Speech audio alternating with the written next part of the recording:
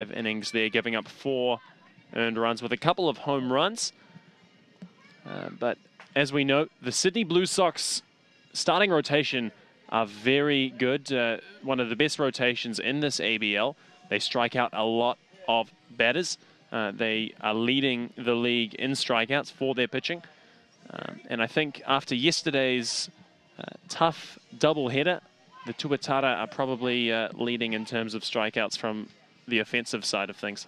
Definitely, and with the high number of strikeouts the Blue Sox pitchers have racked up, I think they would have just furthered their lead in terms of strikeouts dished out from their pitching staff. And the Tuatara, of course, struggling a bit to make contact and also struggling to work the count and get those free passes. So we're looking for a pitcher's duel here in a low-scoring game. Yeah, so look, the Tuatara are really going to be looking to make some adjustments today, and they have done so with their lineup. There are a few changes in terms of the order. So far, through all the 3 series, including the games we've played so far in this series, they've stuck with pretty much the same starting 6. But they have mixed that up a little bit here today. And it looks like Taylor Snyder, the second baseman, will be leading off. Daniel Lamb-Hunt's being bumped down the order. He'll be batting at number 5. Eric Jenkins moving from that leadoff position into the 2 hole. We'll take you through the full lineup when we get to it, of course. So there are a few changes that have been going on. Something that we've been talking about sort of before the broadcast was Hirasawa at shortstop is an interesting decision from our point of view. Definitely. He hasn't been very good with the bat at all. He's only got the 1 hit on the season, and to be honest, his defense has left a little bit to be desired as well. So it's a bit surprising to see him still in the lineup, but he is batting down in the 9th spot. And Zach Clark, this is his first time not in the starting lineup. He is on the bench today, partly probably just to give those legs a rest, and he's been struggling a little bit at the plate, so maybe just give him a day off and see if he can get his head in and swing right. Certainly the issue with the top of the Tuatara lineup has been strikeouts. They're a very aggressive team, both at the plate and on the bases. It is, you know, it is an approach that can work, but it hasn't been working so far for the Tuatara. And the batters who we do see take a few more pitches, guys like Chris Richards, have been having a little bit more success than their more free-swinging teammates. So let's see if perhaps that's something that the coaches have picked up on, and we'll keep a close eye on the at-bats of the Tuatara because something has to change. Even the likes of Max Brown, even though he hasn't been quite getting the results he's been after, he has been fouling off tough pitches, and he has been getting a couple more knocks lately, so he'll look to continue on his upwards trajectory.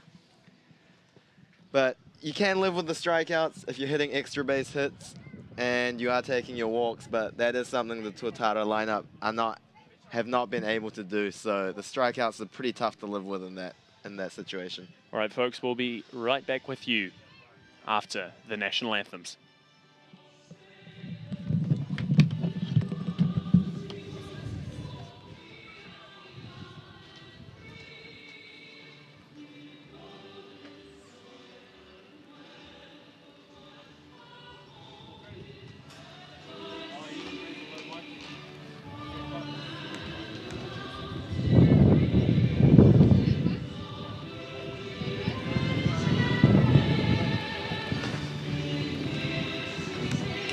Don't talk.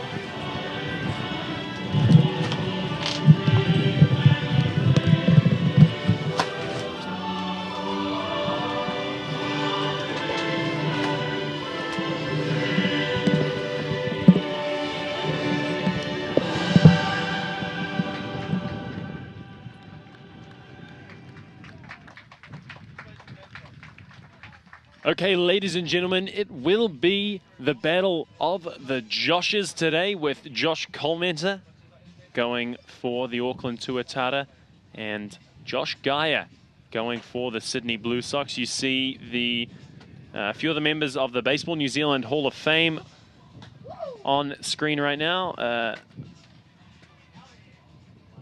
So, the umpires meeting with the coaches here. Very interesting game to watch today, seeing if the Tuatara can make an adjustment from their hitting side of things.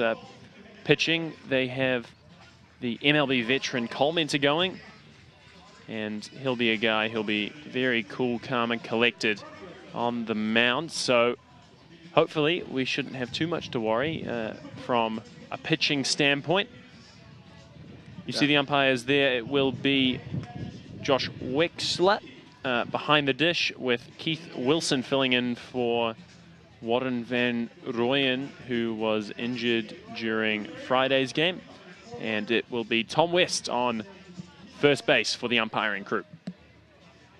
Like you mentioned, Sam, the pitching should not be an issue for the Tuatara with Colmenter on the mound and a well-rested bullpen. They've got their top two arms in the bullpen ready to go in John Holdscomb and Tomohito Sakai, who has not pitched yet in this series, I believe. Yeah, I'm really excited to see Holdscomb coming in a high-pressure situation. He looked really good. We did talk about on Friday's broadcast, if you were with Jun and myself, about... we weren't particularly happy with how the Tuatara used their bullpen in that game, bringing in Harada as opposed to one of their better arms in a pretty high-pressure situation in the 6th inning. So we'll be looking to see the Tuatara use their bullpen a little bit more effectively. Holdscomb's got an inning under his belt. He looked good. In fact, he looked pretty sick. He looked amazing with that fastball sort of sitting around 93, 94 with some cut. He topped out at 95 miles an hour. And he was making the hitters look silly. So it's seeming like perhaps if they are in a high-pressure situation, Holdscomb will be up to it, and we'll be looking to see him come into the game.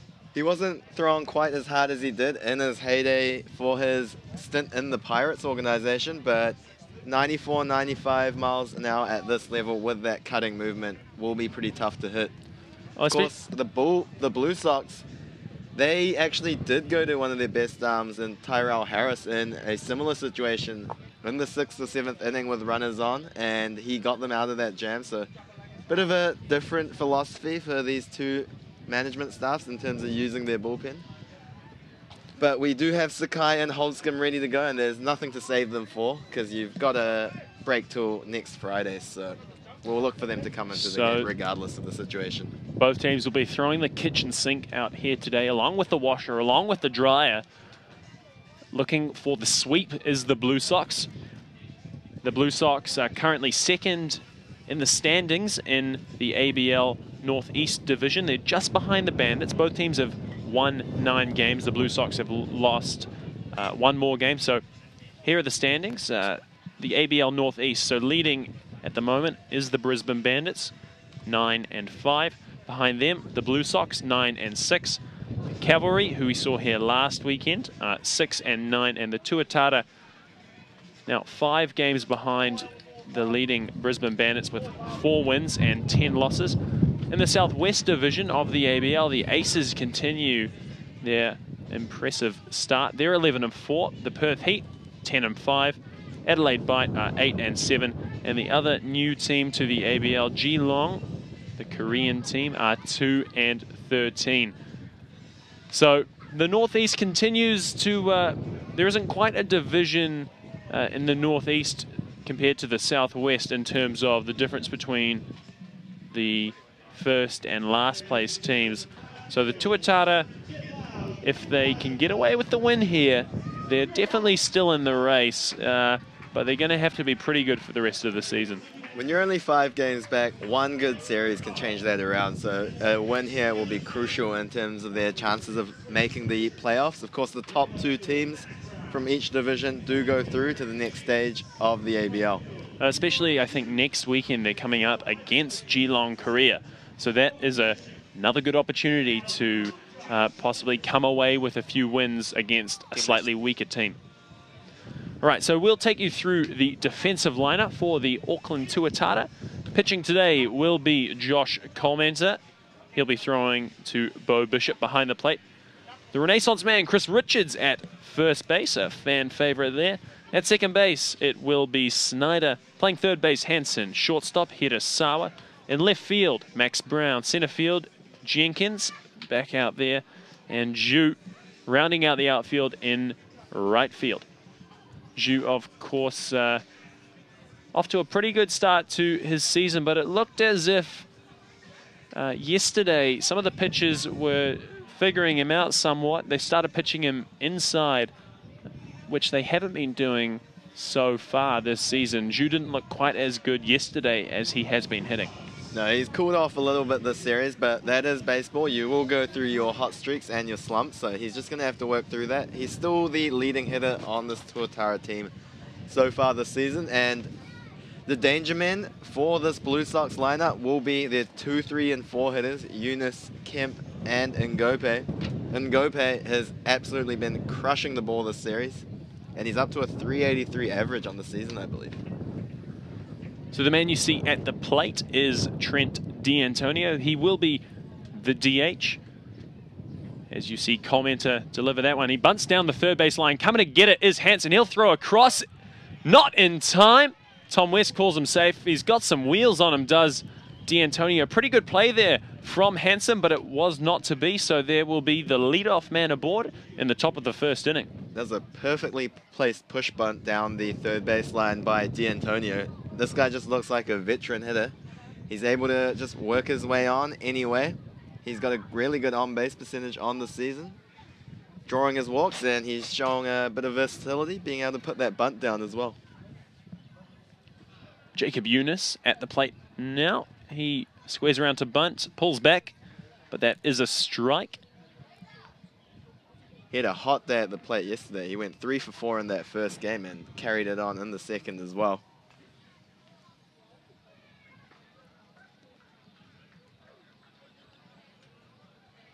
Jacob Eunice, one of the leaders for this Blue Sox offensive lineup, takes strike number 2. So ahead early is Colmenter. Colmenter, look to see him change speeds quite a lot. He's got pretty good command on that fastball, and then he'll throw that changeup, which can be absolutely devastating, coming from the exact same arm slot as his fastball. He does also have a breaking ball, which we see him go to sometimes as sort of a get me over early in the count. If he's shown his fastball quite often, perhaps through the second time through the lineup, we'll see him throw that curveball a little bit more. But his bread and butter is that fastball changeup combination. And he's just got better and better with every start. Bit more life on that fastball, even though he doesn't rely on that velocity. It is better if you can get a couple more zips on that fastball. And Jacob Eunice, he's now up to 373 on the season, which is good for 4th in the whole ABL for batting average. So Colmenter delivers that pitch outside. The count moves full, 3 balls and 2 strikes.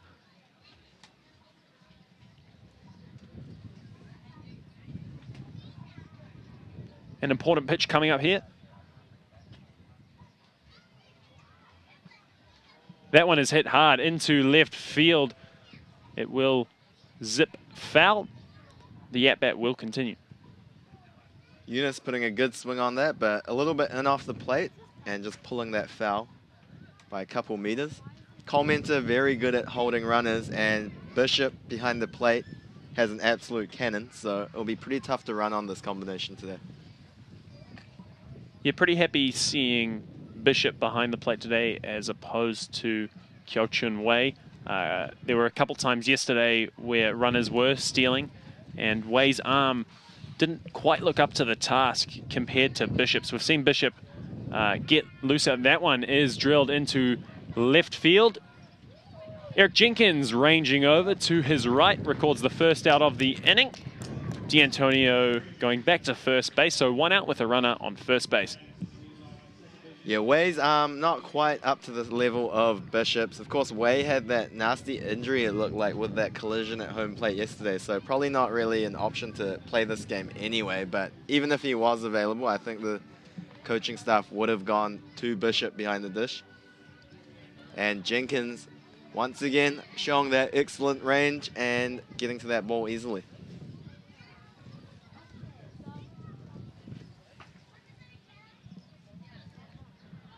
At the plate is Dwayne Kemp, the second baseman. And he drives that one into right field. A single recorded. D'Antonio advances to second base. So runners on first and second with one out here in the top of the first. And this is exactly the situation the Blue Sox want to be in, with runners on, with Gift and Gope coming up to bat. Now Gift has been absolutely amazing so far this season, especially against the Tuatara. And like not the kind of guy you want up at the plate from the Tuatara standpoint with runners on first and second. No, that'd be wanting to pitch around them, but when you got runners on first and second, you do have to go after them. Luckily, they do have a major leaguer on the mound, so it is a bit of an advantage for the Tuatara, but Gift has been on fire this series. And he does drive that one up the middle to center field. Rounding the bases, D'Antonio. He'll score easily. Kemp advances to third base, and Gope will record the double. So the first run on the board for the Sydney Blue Sox. And some good base running means that they'll have runners on second and third as well. Yeah, good heads-up base running by Ngope there. Zhu getting a bit ambitious, trying to throw the ball to third when there wasn't ever really going to be a play there. And Gift taking the extra base to second on that throw to third, where he did actually miss his cutoff as well. So we'll watch closely to see what Cole Mentor has today. Perhaps he's missing with his breaking ball a little bit up in the zone so far. He has, the hits he's given up so far have been to some very good hitters. So we'll see if he can adjust. Yeah, that push bunt to get the leadoff runner on, and Kemp put a good opposite field swing on that to get on as well. And then Ngope with a hard line drive. So we'll see if he can navigate his way through this bottom part of the lineup.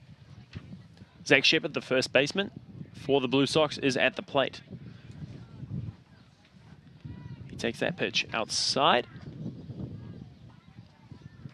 Zach Shepard has struggled a little bit at the plate. He is currently leading the league in strikeouts with 26 on the season so far. Cole Mentor in desperate need of a strikeout here, so a good opportunity to keep the Blue Sox to only one run.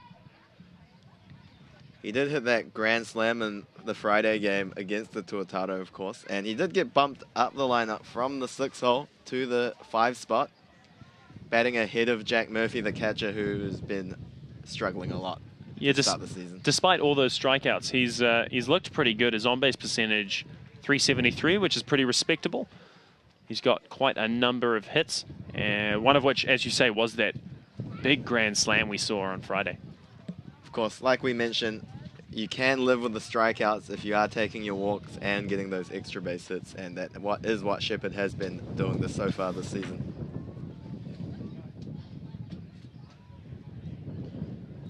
Cole Mentor just missing his spot once again there.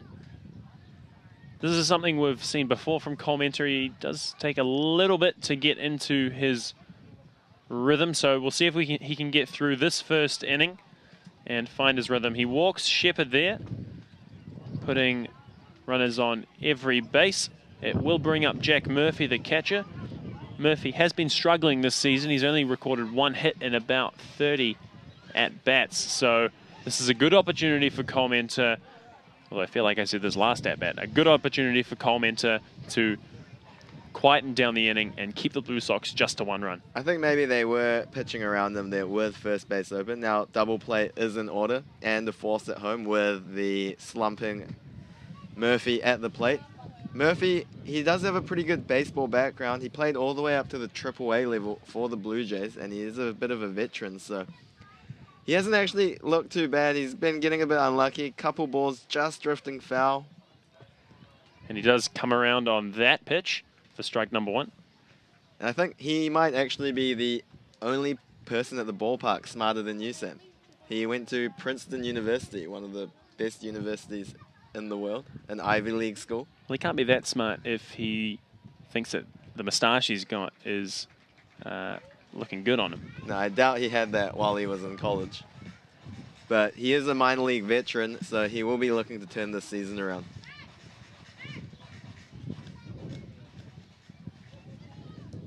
So 0-2 the count.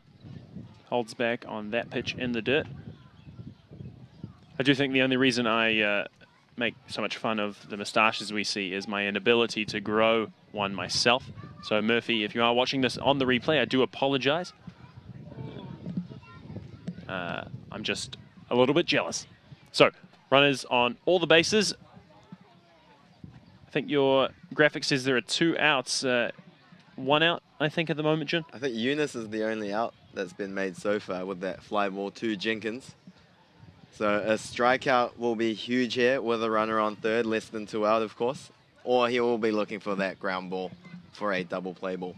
We'll look to get that graphic updated for you here. So the corners are in for the Tuatara, of course, with the bases loaded. So if the ball gets hit hard to first or third, look for them to turn the double play through home, through the catcher, and the infield are playing normal depth. Murphy swings through a fastball high in the zone. His start to the season continues to be very tough. Commenter recording that very important strikeout. So 2 outs now, top of the first inning. Bases loaded. So that brings up Alex Howe, the left fielder.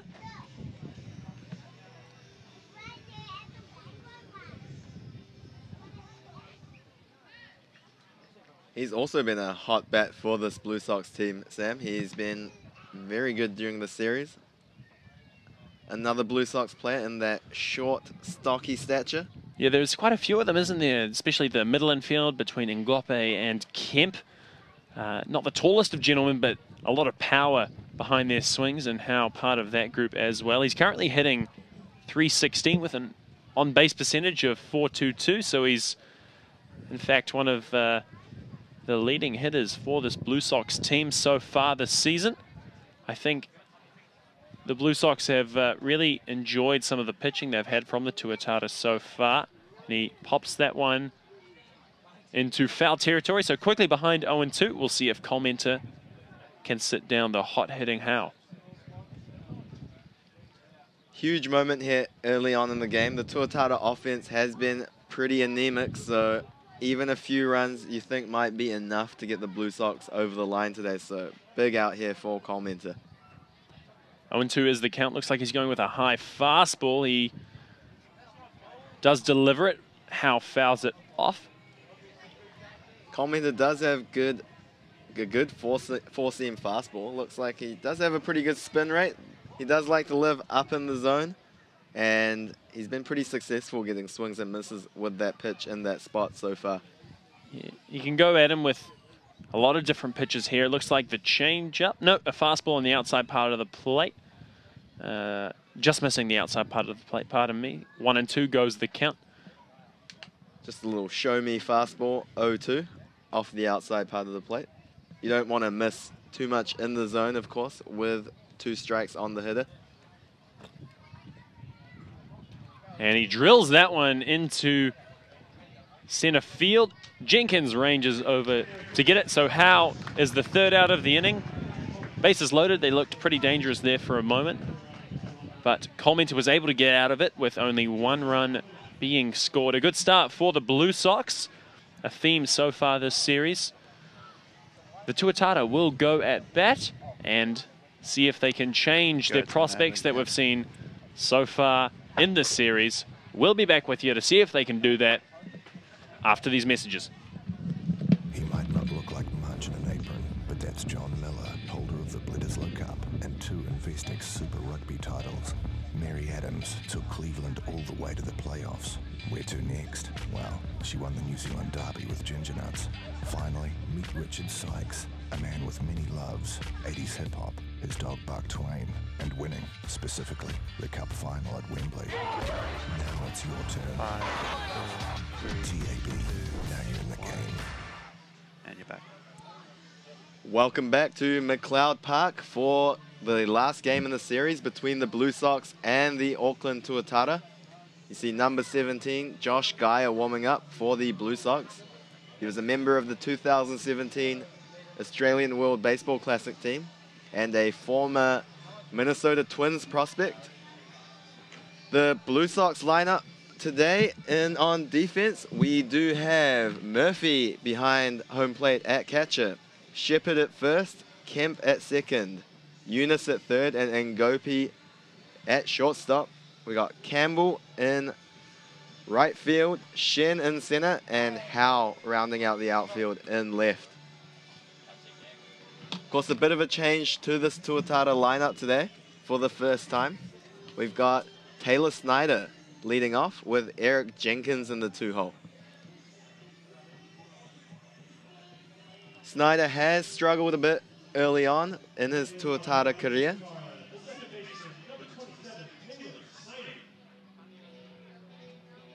Of course, he is a Rockies prospect, making it up to the single A level so far.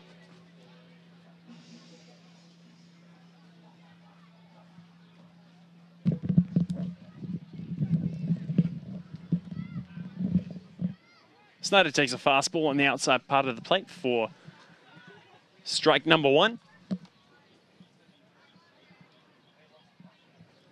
Snyder, much like most of these Tuatara hitters, has been a victim of the punch out.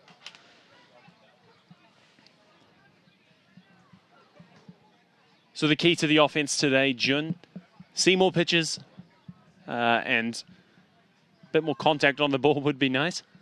Of course.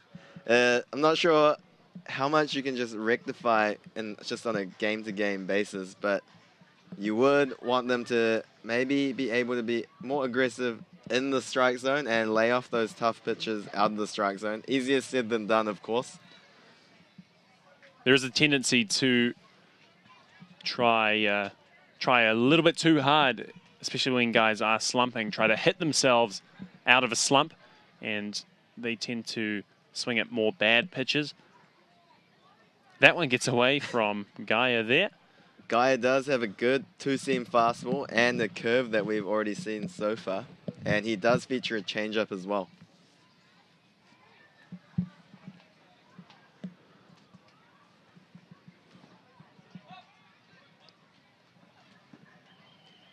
There's a fastball on the outside corner for a called strikeout. Sorry we missed that on the screen. But the struggles continue for the top of the lineup, Sam, with another punch out.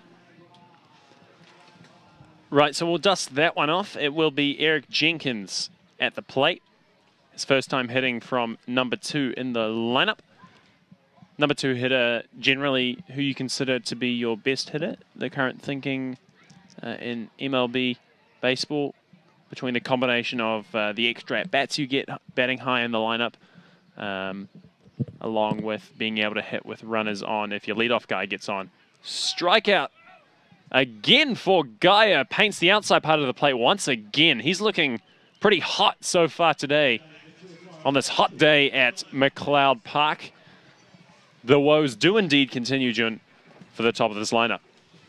That's right, Sam. The low walk rate and the high strikeout rate does continue. Like you were saying, there's been a bit of a change in the thinking of who you should put in the 2-hole. Of course, the old school mentality would be to maybe put someone who can handle the bat well in terms of being able to put the sacrifice bunt, have an opposite field swing to move that leadoff runner over. But as we've seen in the MLB, the 2-hole has now become the spot for your best hitter, with the likes of Mike Trout batting in the 2-hole, and even the likes of Mookie Betts batting in the 2-hole as well. The count is 1-1 to Max Brown. Bambi at the plate. He's hitting 196 on this season. He's got 1 home run and 4 RBIs. A couple numbers that haven't changed so much within the last few games. He'll be looking to get one on the board here. Even though his numbers haven't been improving, he has looked a lot better at the plate just with the eye test. Good hitters count, 3-1. Swings at that fastball. Fouls it off, 3-2 goes the count. He's got a couple extra base hits this series, and he has been fighting for his at-bats, so it's good to see from your 3-hole hitter in Brown.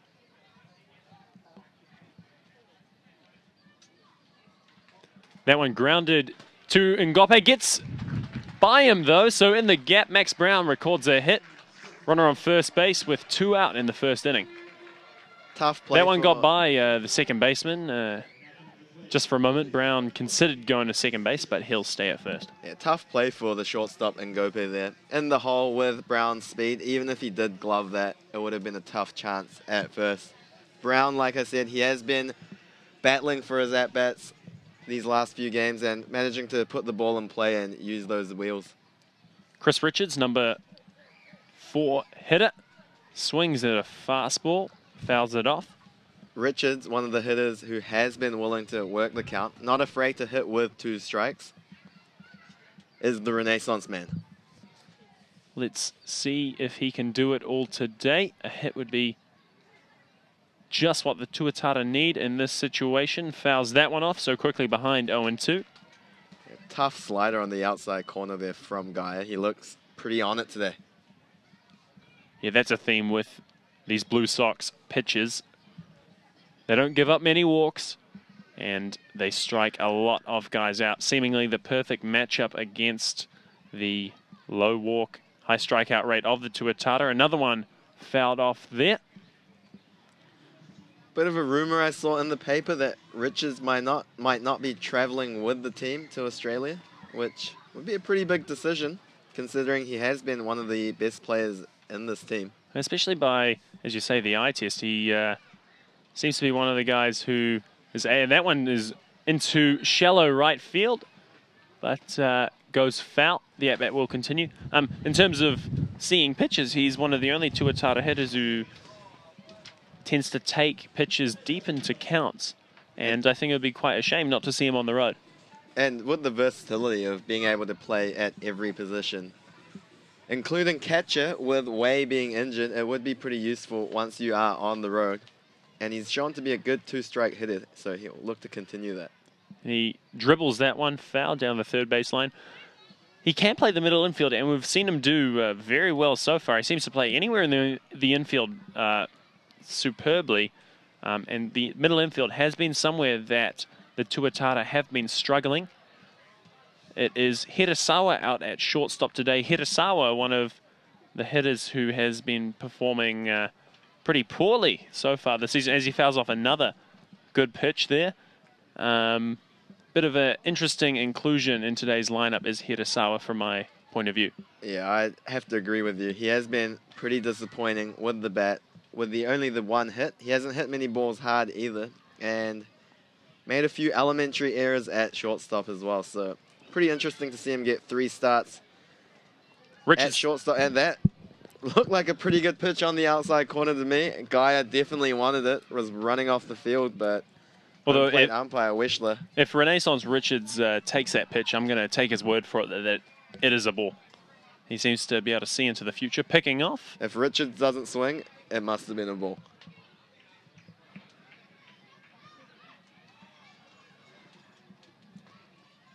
So we'll go to the 8th pitch of this at-bat. 1-2 is the count to Richards. Hangs off a breaking ball, so the at-bat will continue. I mean, this is just what we're talking about, isn't it, Jun? He got behind early, 0-2, and he's fouled off with 2 strikes. He fouled off 4 pitches in a row with 2 strikes. And that's huge, even if this at-bat doesn't result in a hit. And he does get called up on that outside fastball. He'll disagree. Josh Wetchler behind the plate says, there it was.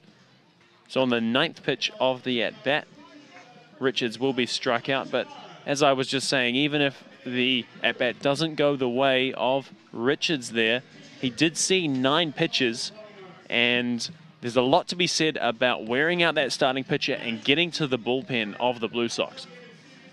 Definitely, and Richards, he'll probably be saying that that pitch was in the same spot that got called a ball earlier, but to my eyes, they both probably should have been strikes. So, bit tough when you get the umpire call one way and then you're expecting him to stay consistent, but a good at-bat nonetheless, fighting for his at-bat, and he's definitely shown that he is willing to work the count, and I think part of that is his confidence in hitting with 2 strikes. He's willing to see a few extra pitches.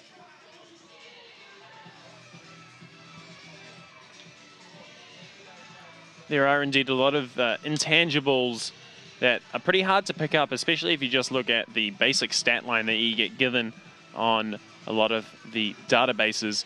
The amount of pitches a guy sees per at-bat, that can be so important in terms of getting to the bullpen, wearing out a starting pitcher, especially in such a short season. A lot of the basic stats that you do get in terms of average hits, RBIs, don't particularly mean too much because there's a lot of luck involved with them. Whether a guy hits with runners on base, whether a guy hits with nobody on base, it's been shown not to be too much different. And of course, in the ABL, the depth isn't quite as strong as, say, a Major League Baseball roster, obviously. So the bullpens are a little weaker. So if you can wear out the starting pitcher early and can get to that bullpen, especially in the 4th game of the series, it will be an advantage to your ball club. That one is drilled into right field. Jun is under it for the first out. Pardon me, that was Zhu in Yeah, I'm in right the field. commentary box, not out in left field, fortunately, for the Tuatara. Right field, sorry. Yeah. Sorry about that there, Jun. The way you played this morning's game, the Tuatara will be pretty happy they don't have you out there. Thanks, Sam. I think they'll be pretty happy to not have you on the mound either. Yeah, a few too many walks given up in today's game. We won't talk about that, though, as that fastball goes low. You saw, to start off the last at-bat to Hao Wei Shen, commenter showed us that breaking ball he does have, using it to get ahead, not letting hitters cheat, knowing that that fastball's coming on the first pitch. So he does have 3 pitches he can throw for strikes. It has been a bit of a theme for commenter to take an inning or 2 to get into his work, but he's always seemed to settle down, and he's only actually given up 1 earned run in each of his appearances. You saw the pretty sick changeup he threw just then. Oh, That gets out of Campbell's hands. He'll might want a bit more pine tar on that thing. Didn't get too far into the crowd. No one's life was at risk. He is the 9-hole hitter, so maybe that bat wouldn't have caused too much damage if it did get into the dugout anyway. Campbell, pretty good 9-hole hitter so far this season, though. He's hitting 300 on the season from the left side of the dish. 3-2 goes the count. And a changeup there gets Campbell on the inside part of the plate. He was holding back on it, but it dove in there for strike number 3, the first out of the inning recorded. with that good movement, starting it at the hip of that left-handed hitter, and it just throws Campbell for strike 3. I'm personally a big fan of pitching inside. A lot of pitchers can be a little bit scared of throwing inside. Of course, you're closer to the hitter. It's much easier to hit them. But it's quite a good spot. You often freeze guys up. And that one is hit into the gap. Hirasawa gets a glove to it, but too far for him to make a play on there. Yeah, you do have to have the ability to work your fastball in and out against professional hitters. Of course, the outside fastball, down and away, it is a tough pitch to drive, but if you can't keep the hitters honest and brush them back with a inside pitch, they are going to be able to still do damage on that pitch down and away at this level. So there is one out currently. It will be Jacob Eunice at the plate. He takes a breaking ball on the outside part. There is currently 1 out in the inning. We'll update that graphic for you.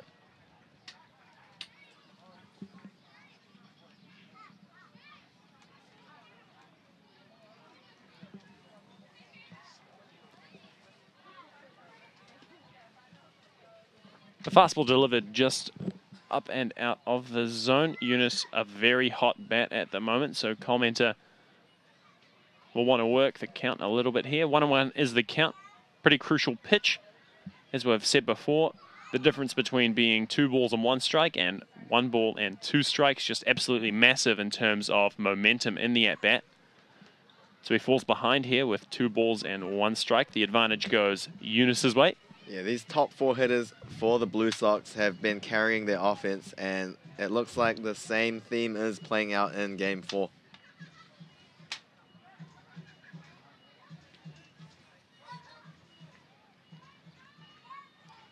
Commenter comes set.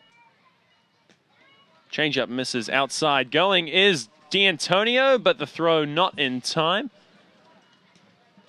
Snyder not able to pick that one up. Maybe if the throw was online, it looked to be possibly just in time, but in the dirt there, a pretty hard play to make for the second baseman, Snyder. So D'Antonio now in scoring position with only 1 out. Bishop almost didn't look like he knew the runner was taking off there. Maybe a bit of a delayed steal there? Yeah, it looked possibly to be that. The delayed steal, of course, and he does take that fastball outside. So 2-2 goes the count. The delayed steal, when you wait for the catcher to catch the ball generally, if they're not expecting you to steal, they might go to lob the ball back to the pitcher. The middle infield is possibly not covering up, so you steal a little bit later than the first movement where you'd usually see a straight steal. It's the second time the Blue Sox have actually done that this series, and they've been successful both times. With, I think, more than the catcher, I think it was the middle infield that was a bit slow to cover the bag there. Just one of those fundamental things that it's pretty, you should be doing it every pitch. The middle infield is covering second base, but over the course of many games, over many series, something that can fall to the wayside, and the Blue Sox taking advantage of it there.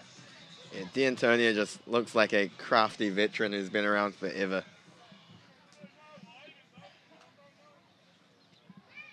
Runner on second base, just 1 out in the top of the second. Takes that pitch inside, pretty close, but a ball taken by Eunice. Runners on first and second now with 1 out. Not too much hurt there. Eunice pretty hot at the plate, but it does bring up another hot hitting batter, Dwayne Kemp, the second baseman. That's right. You don't want to be putting runners on in front of Kemp and Ngope. I think the graphic might actually be right. It might be 2 out, I think, Sam. I think Shen was the first out of this inning. Shen and Campbell with the punch out. So. Shen and Campbell. Pardon me there, folks. I've been saying 1 out for a few hitters here. So 2 outs at the moment. But the dangerous Kemp up to plate for the Blue Sox.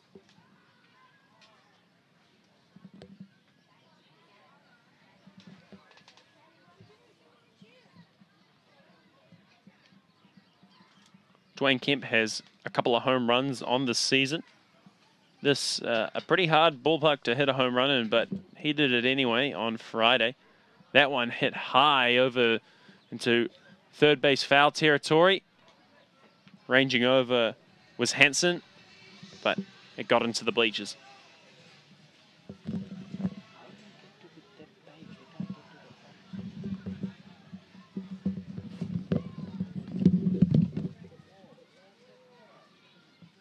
Kemp falls behind, 0-2 on commenter.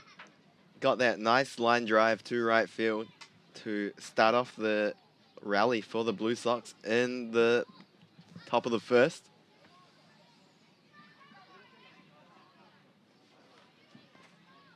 Comes set.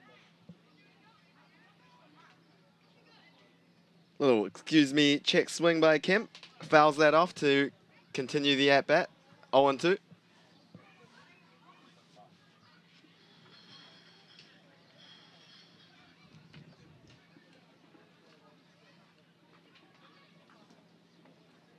course, with 2 out, D'Antonio will be looking to score on any ball that drops in the outfield. And looks like they're going to go with a breaking pitch on 2.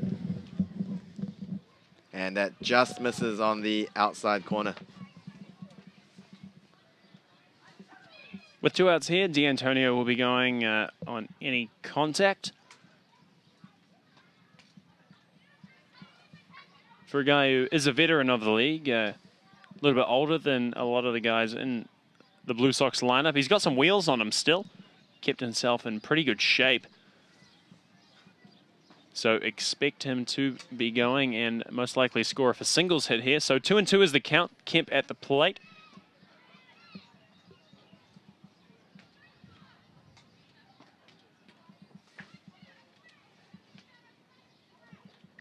Commenter a little bit frustrated, missing up with the fastball there. Of course, Commenter with that funky over-the-top action that we've seen throughout this season.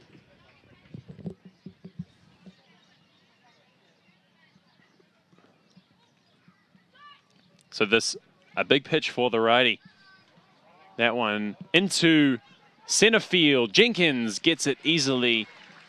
So a little bit of danger signs going off. Danger, danger a little bit there with runners on first and second. But Commenter able to record the 3rd out. The score will remain 1-0 in favor of the Blue Sox. Big out there, and it's a big advantage for the Tuatara to have Ngope coming up with no one on base next inning. So you'll see Lamb Hunt, Zhu, and Hansen up for the Tuatara. Join us again after this brief ad break. Transform your garden with the Makita 18-volt X2 LXC brushless multifunction power head. With a wide range of attachments to tackle the toughest jobs. Using Makita LXT batteries that power the world's largest 18-volt power tool range.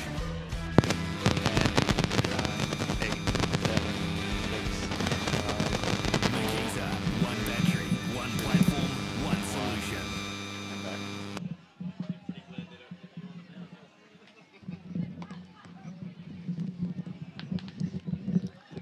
Josh Geyer will continue on the mound as we move to the bottom of the 2nd inning. He's looked pretty good against these Tuatara hitters.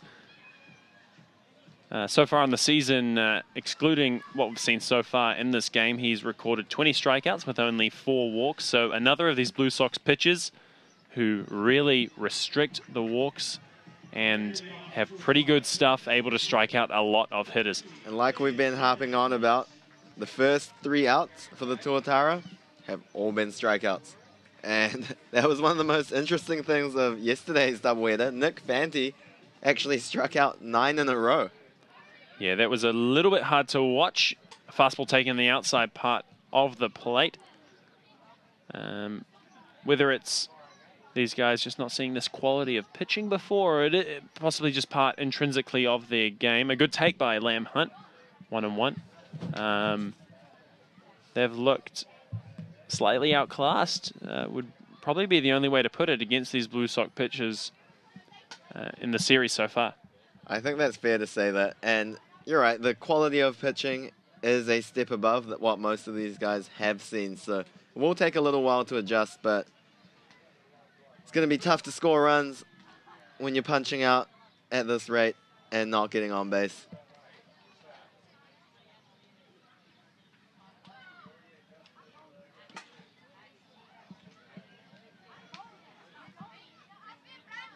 And that one is grounded to first base, but just gets foul. Lamb Hunt will stay alive. Of course, Lamb Hunt, even though he has been striking out, he is one of the hitters that has done damage with the bat, which is what you want to see.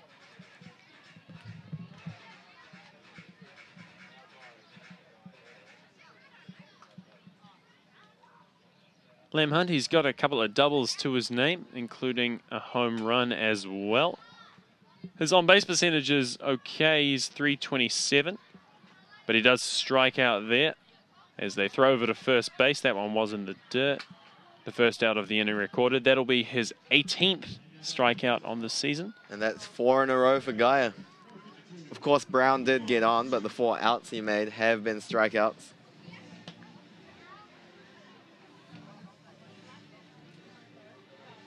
Guyan Zhu, the right fielder. Early in the season, he's looked very good. Still the best hitter in terms of average for the Tuatara.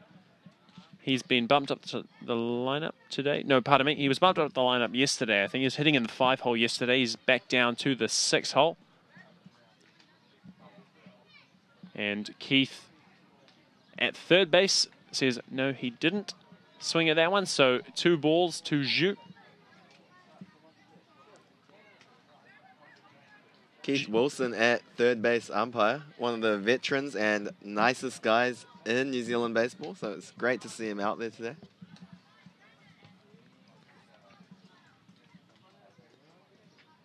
Zhu swinging through another fastball there. 2-2 goes the count. He hasn't looked as good this season, this series as he has previously.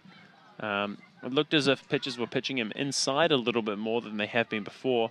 And he does strike out on that outside fastball with a foul tip. So a little bit late on that one was Zhu. It looked as if yesterday and the day before, on Friday, pitchers were pitching him a little bit more inside than they have been before. He's got a pretty good opposite field approach, driving plenty of balls into left field.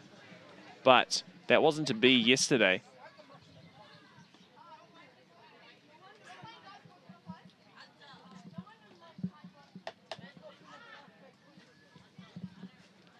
Luke Hansen at the plate. Fouls that one off. Gaia being very aggressive, throwing the ball over the hard the plate, but he is mixing in his pitch as well. And he does have that good down and in movement to the righties with his two-seamer. But he's just going right after these Tuatara hitters, Sam. And I mean, it's pretty good strategy because even when the ball has been in the zone, the Tuatara hitters have struggled to make contact here, and Hansen does strike out as well for the 3rd out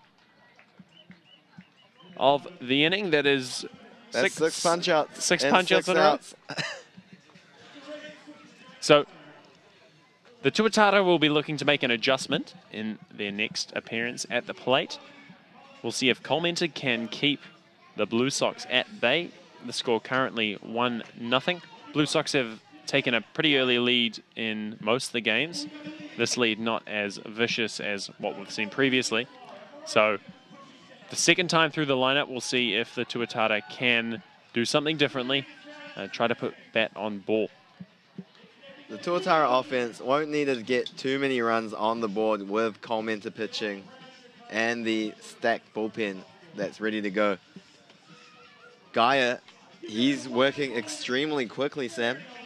Not taking any time in between pitches and almost rushing these Tuatara hitters and just living with that fastball in the strike zone. Yeah, it might be a good idea as a hitter just to step out of the box, make Gaia slow down a little bit. Guys can get into rhythms and keep pounding the zone. Sometimes if you can disrupt their rhythm a little bit by stepping out of the plate, stepping out of the box, you can disrupt them enough that maybe they'll start throwing some more balls. I mean, the Tuatara just need to try a little bit of something here. Definitely. You can get the pitcher out of his groove if you do upset his timing and his rhythm. But Gaia is absolutely rolling. I think he'll be pretty tough to shake. Colementor, he's only given up the 1 run. He hasn't actually had a stress-free 3 up, 3 down inning yet, which he'll be looking to do here with the dangerous Ngopi up at the plate for the Blue Sox. Ngopi currently hitting .395, 1 for 1 on the day. He's got 4 home runs, 10 RBIs. I feel like it's pretty tough to raise your average when you're hitting above 350, but that's what he's been doing all weekend. Takes a breaking ball below the zone. Ball number 1.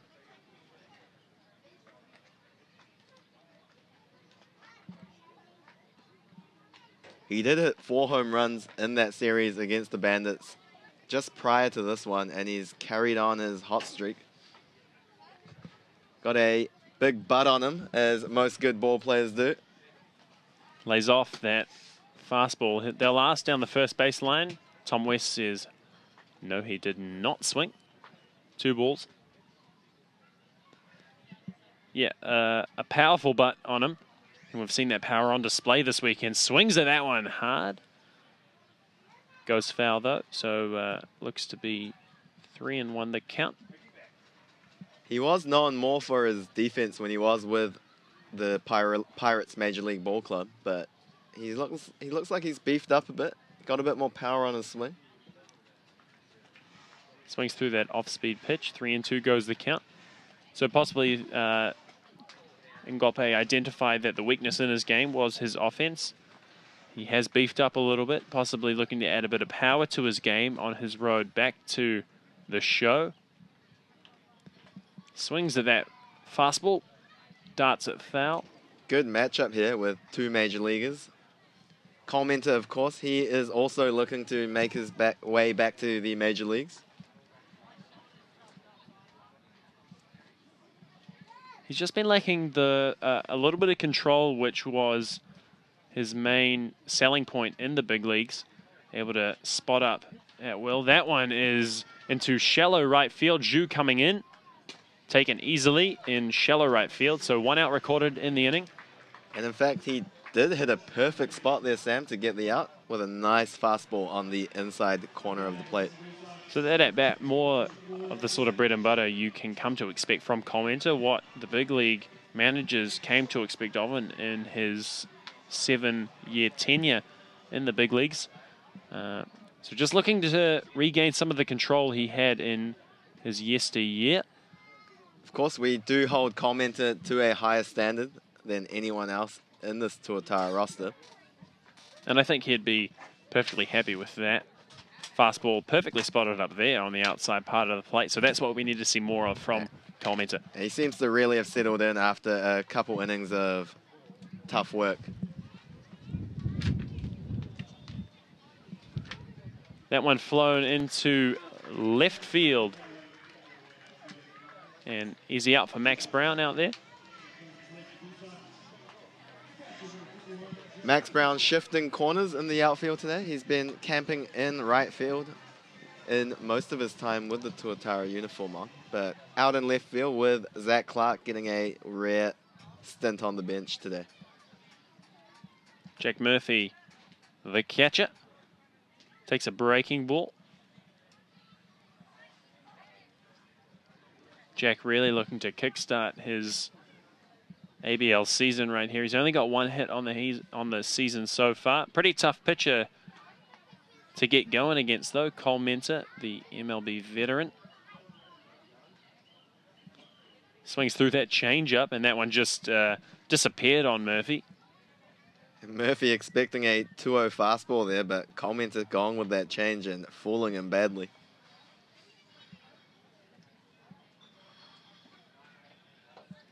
So he's fallen behind 3-1.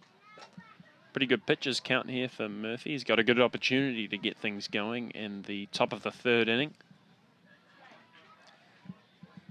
You don't want to be walking a man who's hitting 0.38 on the season.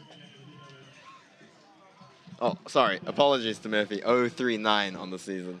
Yeah, he'll be taking that free pass happily against Cole Menter. Yeah, very happily. I was going to say he'll be taking that extra point of average quite happily as well at this point. Even when you make an out, that average isn't going to go down too much when you're hitting 0.39, luckily for Murphy. So there's only one way to go. Alex Howe now at the plate.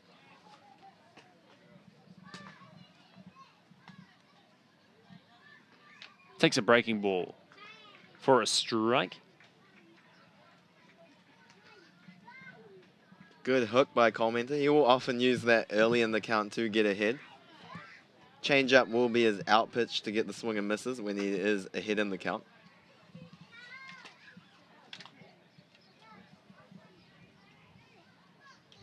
That one is popped to the shortstop. Hirasawa, he'll nab it up. 3 outs recorded. Cole Menter pretty happy with that one. Did let a free pass go to Jack Murphy, but otherwise got through it without any damage. So he'll continue in the 4th inning. We'll see if the Tuatara hitters can get something going in the bottom of the 3rd. Come back with us and we'll see if they can do just that after this ad break.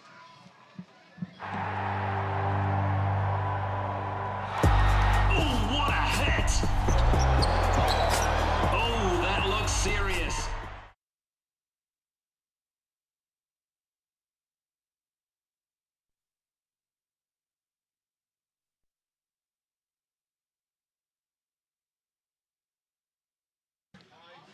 So you see Josh Geyer on the mound there, getting his warm-up pitches in. He's looked pretty good so far, recording 6 strikeouts over 2 innings. All the outs he's recorded so far against the Tuatara hitters have been Ks.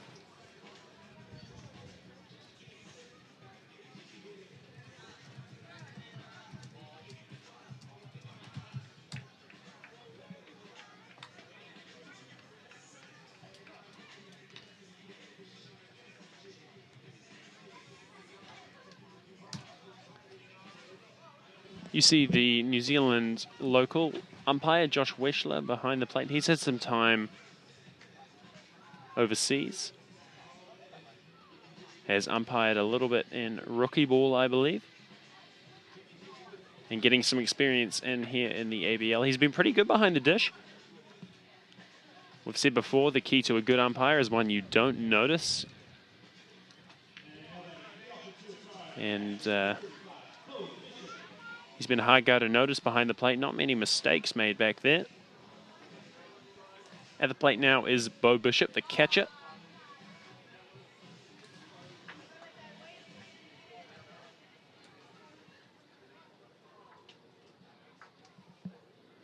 Bishop will be really looking to get his season underway. Hasn't had as many at-bats as the other regular starters. Did miss a couple of weekends there. You got to expect that Bishop will be the regular catcher for the Tuatara. In terms of defense, in my opinion, he's better than Kyo Chun Wei. Definitely has a better arm, and he's a pretty good receiver of the ball as well. And Kyo Chun Wei has been struggling at the plate as well. So, but in saying that, Bo Bishop hasn't had too much success so far either. So he'll be trying to solidify his spot as the catcher today. Takes an outside fastball, strike 3. Number 7. It's number 7 and 7 outs by Josh Geyer. He has looked outstanding, and I wasn't going to count it. The story continues, Sam. We'll see. even Johnny Southey scratching his head there at first base, coach.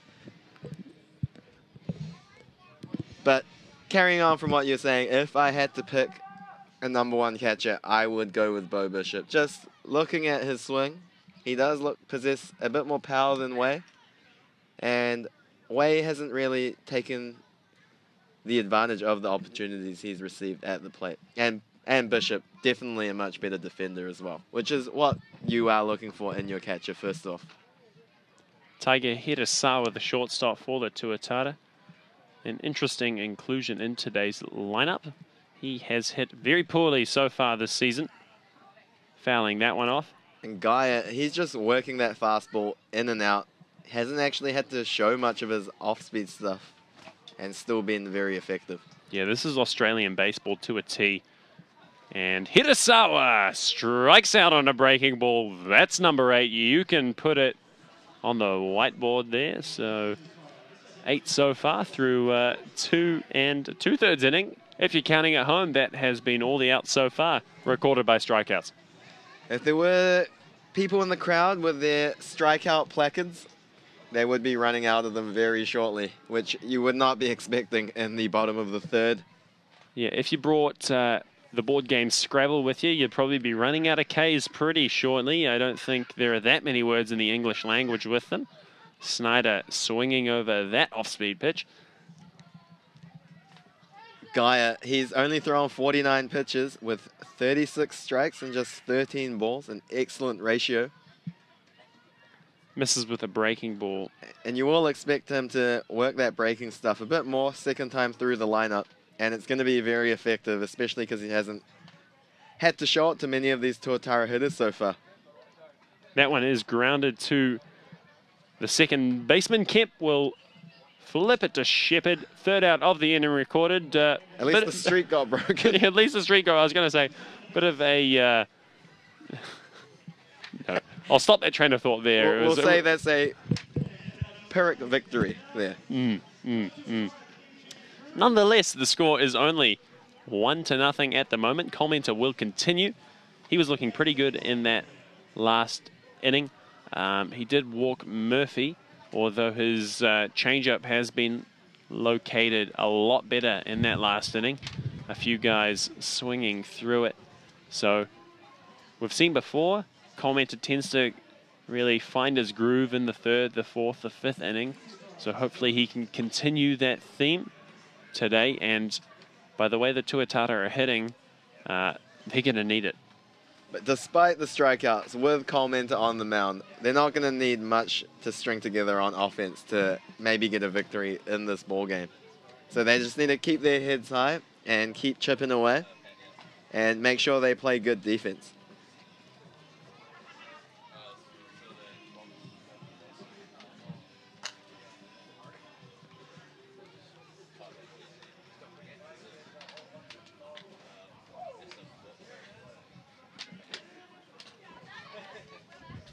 Leading off for the Blue Sox will be Hao-Wei Shen, number 8 hitter. And then it will be Michael Campbell, and back to the top, Trent D'Antonio.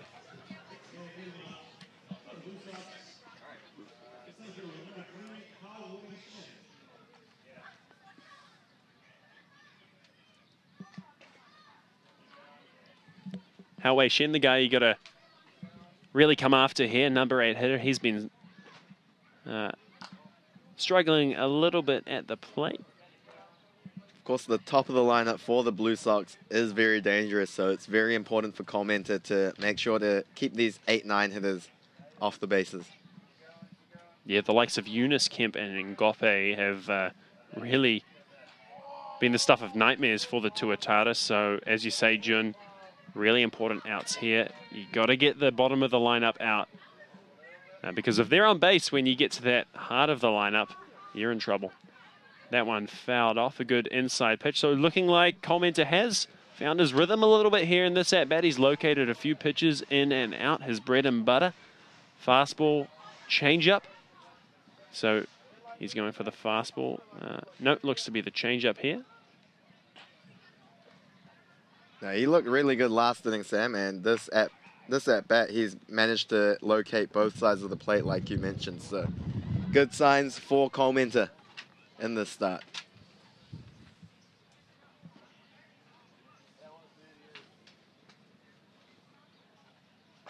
And that breaking ball grounded to Chris Richards. He'll take it himself.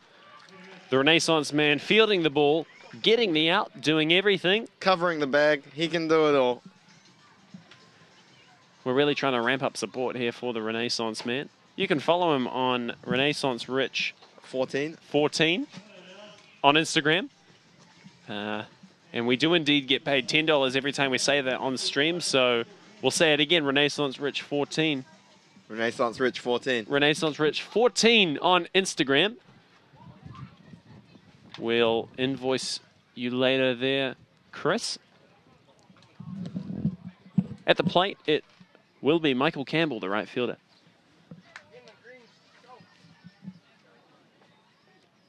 Swinging and fouling that changeup off. 1-1 is the count. You see in the majors, the key to a lot of these fastball changeup relievers is the fact that they'll throw their changeup in absolutely any count that they can find. And he spots up that fastball on the outside part of the plate. And just so hard for a hitter to be able to get their timing, but you just have to be able to throw that changeup for a strike. Of course, that changeup, it comes out the hand very similar to a fastball in terms of the look that it gives to the batter. A curveball, you can often see it kind of pop out the top of a pitcher's hand if you're able to see it well. The changeup, that's why it is the great equalizer. Even the even if you don't have a high-life fastball, it can be very effective if you have a good changeup. And he does locate that fastball in the inside part of the plate. See you later, Michael Campbell. He'll go take a seat, rest his legs a little bit there. So the second out recorded of the inning. And Campbell, he got done with that exact same pitch the previous at-bat with that fastball starting off on the inside part and just freezing him there for strike 3 called. The crafty vet, Trent D'Antonio, DH hitter. He's just shown... And he does drive that one over the shortstop's head into left field. That'll record a hit.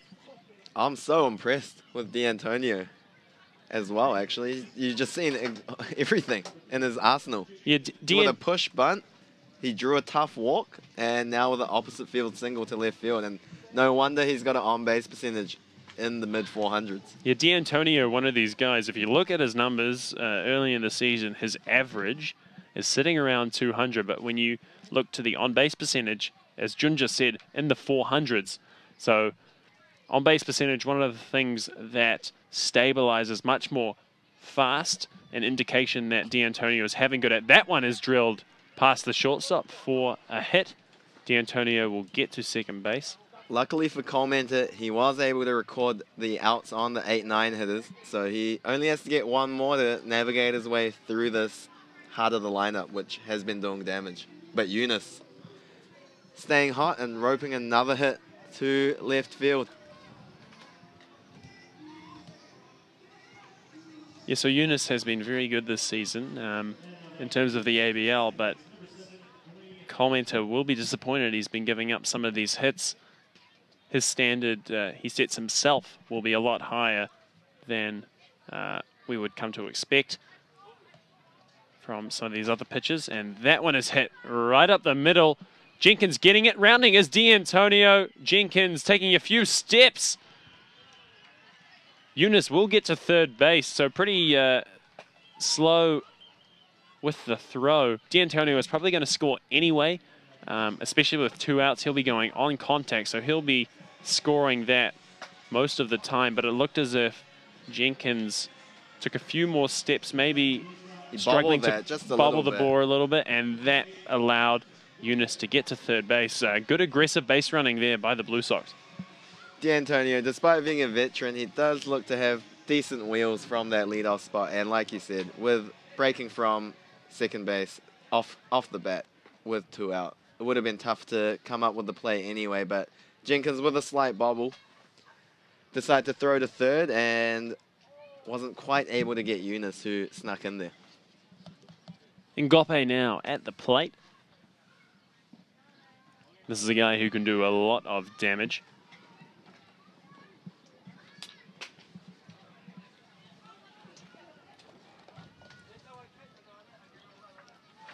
Takes that pitch inside. The count moves to 2-0. Don't look to see Commenter giving Ngope anything particularly good to hit, especially with Shepherd and Murphy behind him.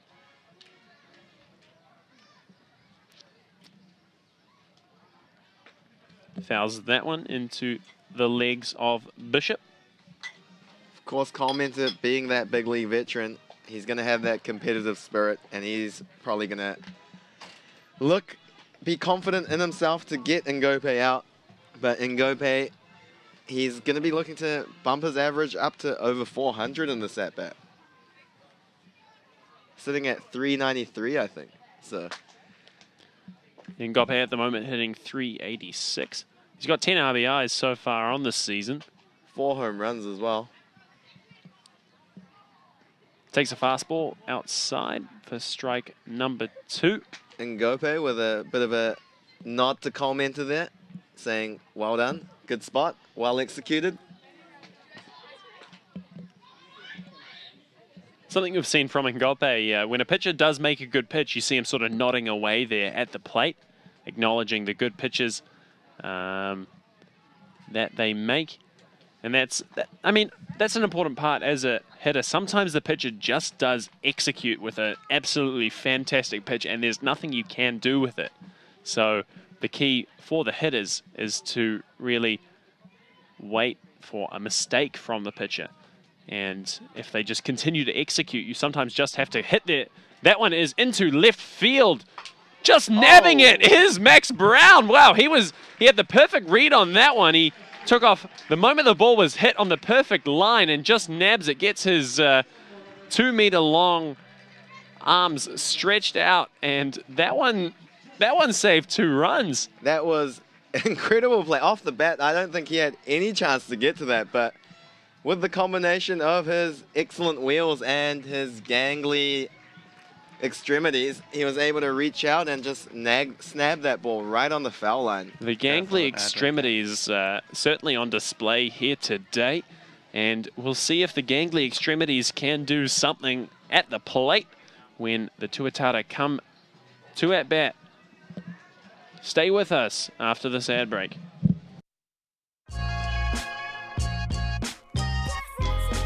Hi, it's nice to be here to be able to report that Radio Sport's doing all the winning. We're doing all the winning on Sports Day, and look, we're doing all the winning on Art Day as well. It's an art attack.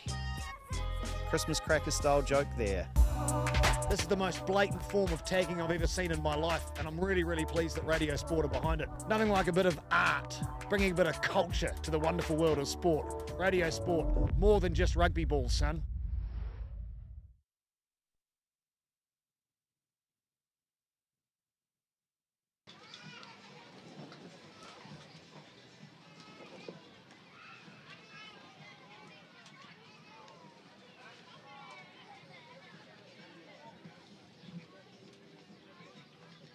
Welcome back to McLeod Park. The Blue Sox still up 1-0 in this final game of the series. The final game in the homestand for the Tuatara for the season. They're going to be on a long road trip. And Eric Jenkins, the 2-hole, up to bat. And he shows bunt, which he hasn't done too much of this season. But the third baseman playing in very close. So he does look to go down the first baseline with a drag bunt, but swings and misses through that. Gaia, of course, with 8 punch-outs in his 9 outs recorded. And a hard ground ball to first base, gobbled up by Shepherd. Gaia is absolutely rolling here, gentlemen. Ladies and gentlemen. 55 pitches, 39 strikes, 16 balls. And he's only given up the 1 base runner to the man at the plate, Max Brown, who got that infield single on the ball in the hole to Ngope. And Max with a incredible grab to end the inning, and he drives one to left field, and that's gone all the way to the fence. And he's going to scoot in easily to second base. And like we mentioned, Sam, despite his numbers not quite showing what he has been doing at the plate, he has looked better and better as the season has gone on, and he records another extra base hit in the series. Yeah, so possibly just an example of how when you change your approach to take more pitches, it possibly can take a little while, but we're seeing the fruits of that adjustment Max Brown has made there with some extra base hits recently. So he's on second base with the dangerous Chris Richards at the plate, Renaissance man. See if he can use his powers to get a hit here and score the first run for the Tuatara. I'm just telling you right now, Sam, if they bunt here, I'm gonna cry. Yeah, no, I don't think we're in too much worry for them bunting at the moment. Especially with Richards. I mean, this guy can do it all. He can bunt, but they're not going to want him to bunt right now. So 0-1 is the count, swinging on that breaking ball. Pretty good breaking ball by Gaia. Swings at that one too. That one's fouled off.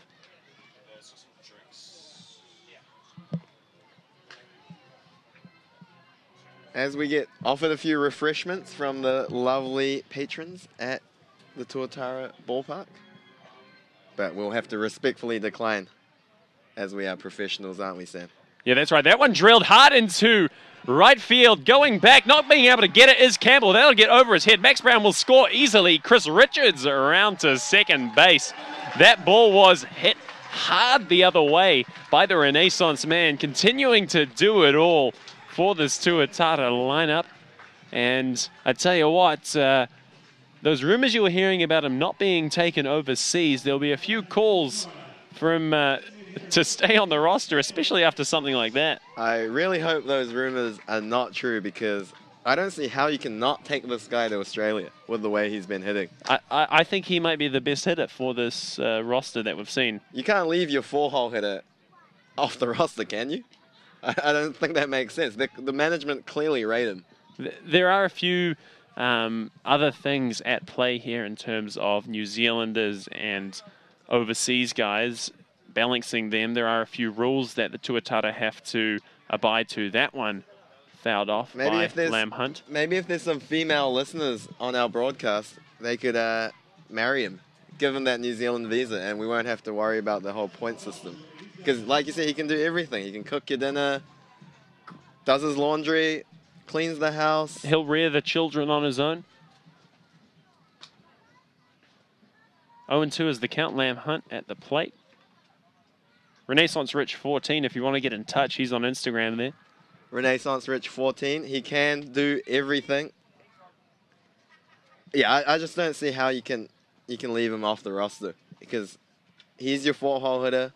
He's got good experience. He can play all positions on that the diamond. One, he tried to check his swing, did Lamb Hunt. And Ngope coming forward to get it in time, throws it over to Shepherd for the second out of the inning. That's one thing I will say about this Tuatara team. They all run hard out the box. There's no lack of hustle, and Lamb Hunt showing that again. He's not the fastest guy, but he had run a good 90 down to first base and at least put a bit of pressure on the infield. So Guyan Zhu at the plate now. They'll be looking for him to recover some of that form he was showing against the Cavalry and the Bandits. Swings through that fastball. He has been struggling against these very good Blue Sox pitchers, and they have been very good. Restricting the Tuatara to only 2 runs so far. Yeah, they're showing why they are leading the pitching in strikeouts, while limiting their walks as well. Their offense has been what's been letting the Blue Sox down, but it seems to have to come alive this series, and they're going to probably rack a few more wins with this offense doing their job to back up this great pitching stuff. The Tuatara will be looking to halt that in its tracks.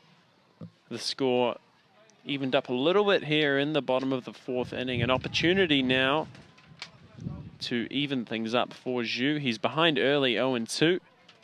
He takes a fastball up.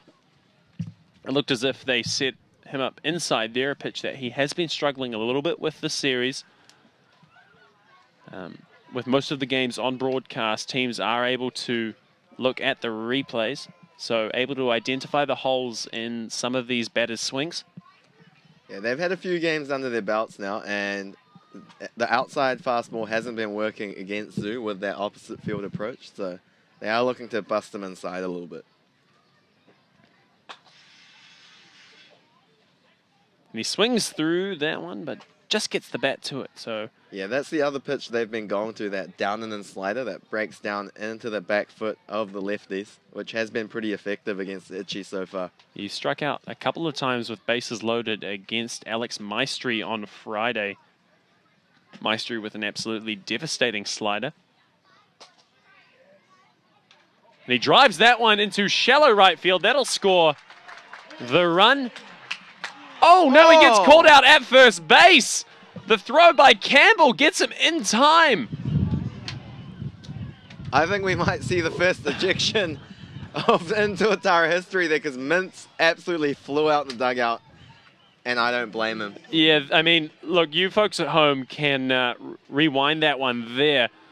I mean, it's very rarely you see the outfielders throwing the runner out at first base, and you see Mintz giving Tom West a piece of his mind right now, and to our eyes, it looked like he was definitely safe.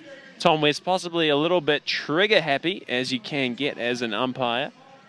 I didn't quite see Itchy out the box. Did he? Was he a bit slow getting out the box there? Because he's not exactly slow, and you wouldn't expect someone to get thrown out at first. Look, that's an absolute killer. Oh, that is devastating. He made a great adjustment on that down and in slider. That was a great hit. Yeah, but, he absolutely roped it into right field. But whatever it was, whether it was Zhu taking that for granted, not getting out of the box as quick as he could, or whether it was West being a bit trigger happy, but it doesn't matter. The Tuatara not happy with it. Having said that, credit has to go to Michael Campbell, the right fielder, for being heads up on that. He charged that ball hard, never gave up on the play, and fired an absolute strike to Shepherd at first, and at least gave the umpire something to think about there. Yeah, him and Shepherd, absolutely great play there. The 1-2 punch. So I wasn't even looking for the throw to first there. I was thinking of the throw going to home with the runner on second, and next thing we know, he gets the force out at first. So maybe you folks watching on YouTube or whatever live streaming service you're watching us on can rewind and let us know what you think in the comments section. Get some discussion going there. Of course, with no replay system here, it was a close play in the end, so... Credit does have to go to Campbell there for coming up to even firing. give them the opportunity. Yeah, definitely. Amazing. Josh Colmenter continuing here. Zach Shepherd, number 5 hitter in the box. Takes a fastball outside. Following him will be Jack Murphy and then Alex Howe.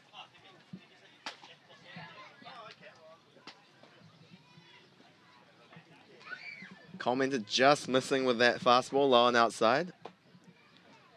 And Shepherd getting ahead 2-0. That one into center field. Coming in is Jenkins. Hill camp under it. Pitching the tent, lighting the fire. 1 out recorded. Of course, this is the last home game for the Tuatara. Very sad that this is the last time we'll see them at home. It's been so amazing to watch the first season for the Tuatara team. They have really competed in every game they've been in. A little bit outmatched this weekend in terms of pitching, but definitely going forward in the season. They've got Nick Tanialu coming in to solidify their middle infield, and that one fouled off by Jack Murphy. So their middle infield, which has been a little bit of a worry with Hirasawa, he'll be going. Nick Tanialu coming in, hopefully adding a little bit of offense, which is very needed for the Auckland side. Tanialu has been successful all the way up to the AAA level for the Astros, so he's going to be a very important bat for this Tuatara lineup. But it's going to be a bit sad because we're going to be losing the Japanese pitchers as well in Taneichi and Sakai, who have been very good for the Tuatara. So we'll look for maybe a few of the younger guys to step up. Maybe the likes of Elliot Johnston. Couple American imports floating around in the Auckland League as well. And Connor Perry for Bayside, who has thrown a bullpen and some live at-bats during the week for pitching coach Kola Ye. So it'll be interesting to see who they bring in to replace Sakai and Taneichi. Commenter giving up the free base there to Jack Murphy. That's a bit of a mistake there. As we've said, Jack Murphy struggling at the plate. So the free pass to the man with the dirty moustache, not what they needed here. But 1 out. He'll be looking to keep the ball low in the zone, keep Alex Howe off balance and get a double play. Definitely. Murphy, he's not going to complain about drawing the walks when he is hitting .039 on the season. He does not look like a man who went to Princeton, Sam, with that moustache and long hair. Pretty interesting guy to talk to, maybe. Yeah, you see a lot of those funky looks floating around the major leagues these days. The show hair and the show facial hair. Alex Howe at the plate. 1-0 is the count.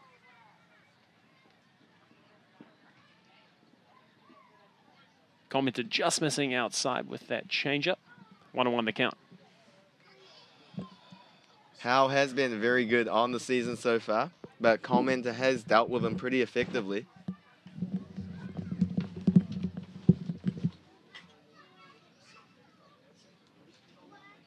And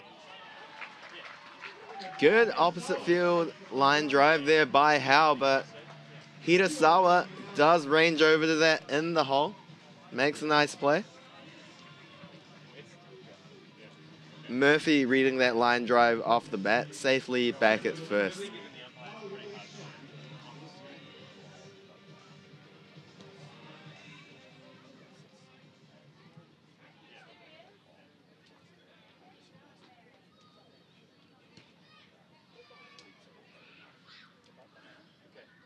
Shin, the 8-hole hitter, up at the plate. Commenter has done a good job dispatching of the 7, 8, 9 hitters of the Blue Sox, which has been a key for him to just limit the Blue Sox hitters to 2 runs.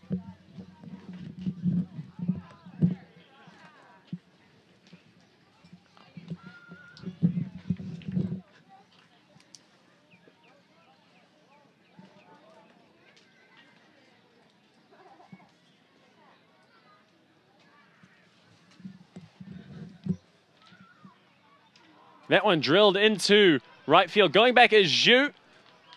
Murphy will get around to at least third base. And he's rounding. He's going home. The throw. He will hold up at third base. That one just getting past, but Commenter backing up home. So Murphy will have to stay at third base. Murphy with the veteran catcher's legs there. Not able to leg out and score that run from first base on the double. I think it was a wise decision to hold him at 3.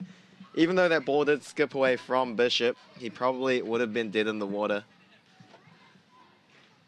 if Bishop held that throw. So good decision by the third base coach of the Blue Sox to hold up Murphy.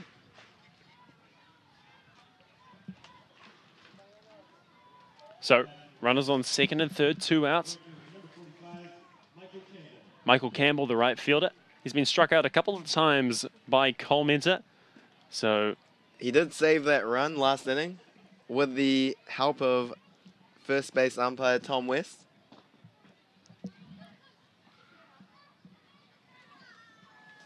So we'll see if Commenter can ring him up again here. Missing with a fastball up and out of the zone. Really important out right now with Campbell, number 9 hitter batting. They do have an open base, but with 2 outs, look for Coleman to be going right after Campbell here. Especially with the way D'Antonio has been hitting in that leadoff spot. That one flicked foul. Yeah, D'Antonio has looked very good. One of the best players in this league. He is a veteran. He takes a lot of pitches, has very good at-bats, good around the base paths, just fantastic fundamentals from D'Antonio. So Commenter will be looking to keep the bat out of his hand in the top of the 5th inning. Yeah, it's not often you see a DH in the leadoff spot either. Normally you associate a DH with being a big bopper in the 3 or 4 spots, but they're making good use of D'Antonio out of that leadoff spot. But Michael Campbell, the 9-hole hitter, up. I think it's a good a move by the Blue Sox. D'Antonio with one of the best on-base percentages for the Blue Sox. He doesn't steal too many bases. That pitch taken inside. 3-1 goes the count. He's asking, did he swing? Yes, he did. So Keith Wilson. That would look like a strike on the pitch as well. So yeah, I think that's what Commenter was asking for. He said, where'd that miss? That's what I was thinking first. I thought he was saying, well, if that's not a strike, what is? But getting a bit of help there from Keith Wilson. Possibly went around as well. Hard to tell from this angle. 2-2. The count to Campbell. Missing with his fastball, as he's done so a couple of times this inning. He has managed to freeze Campbell on 3-2 counts in his previous 2 at-bats, so he'll be looking to do the same. He's got either that changeup or that fastball that both feature that movement down and away from the lefty. Yeah, this is just an absolutely crucial pitch here for Commenter. 3-2 the count with the 9-hole hitter at the plate. He'll want to stop D'Antonio from coming to the plate. And he has struck out Campbell a couple of times today.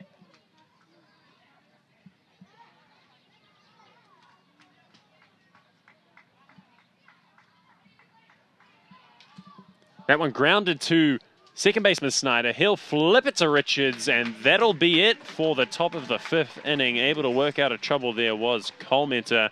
He'll shake his head. That one got a little bit shaky for a moment there, but able to keep it clean was the veteran righty. I think that it'd be interesting to see if they run him back out there. I think that might be his last inning for Colementer. He's over the 100 pitch mark. So we'll get the answer to that when we come back in the next inning. Stick with us as we move to the bottom of the 5th. Transform your garden with the Makita 18-volt X2 LXC brushless multifunction power head with a wide range of attachments to tackle the toughest jobs. Using Makita LXT batteries that power the world's largest 18-volt power tool range.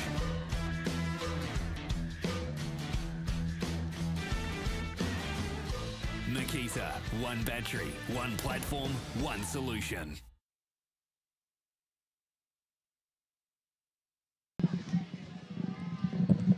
Josh Geyer with his warm-up pitches here. He's struck out 8 so far, only giving up 1 earned run over 4 innings of work so far. He's looked very good.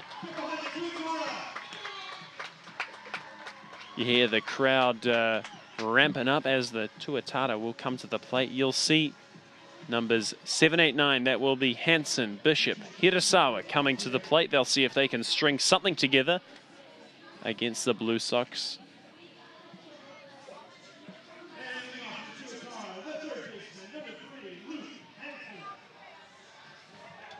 Luke Hansen, the machine, up to bat, lead off in this inning. One of the local products in this Tuatara team. He's been a machine on defense, looking to install some hard-hit hardware into the machine. As he comes to the plate, he has been struggling a little bit at the plate. And that one just nicked it, so that one's going foul. He is known as the machine for his defense, of course. His swing has looked pretty good, but just struggling to get the results.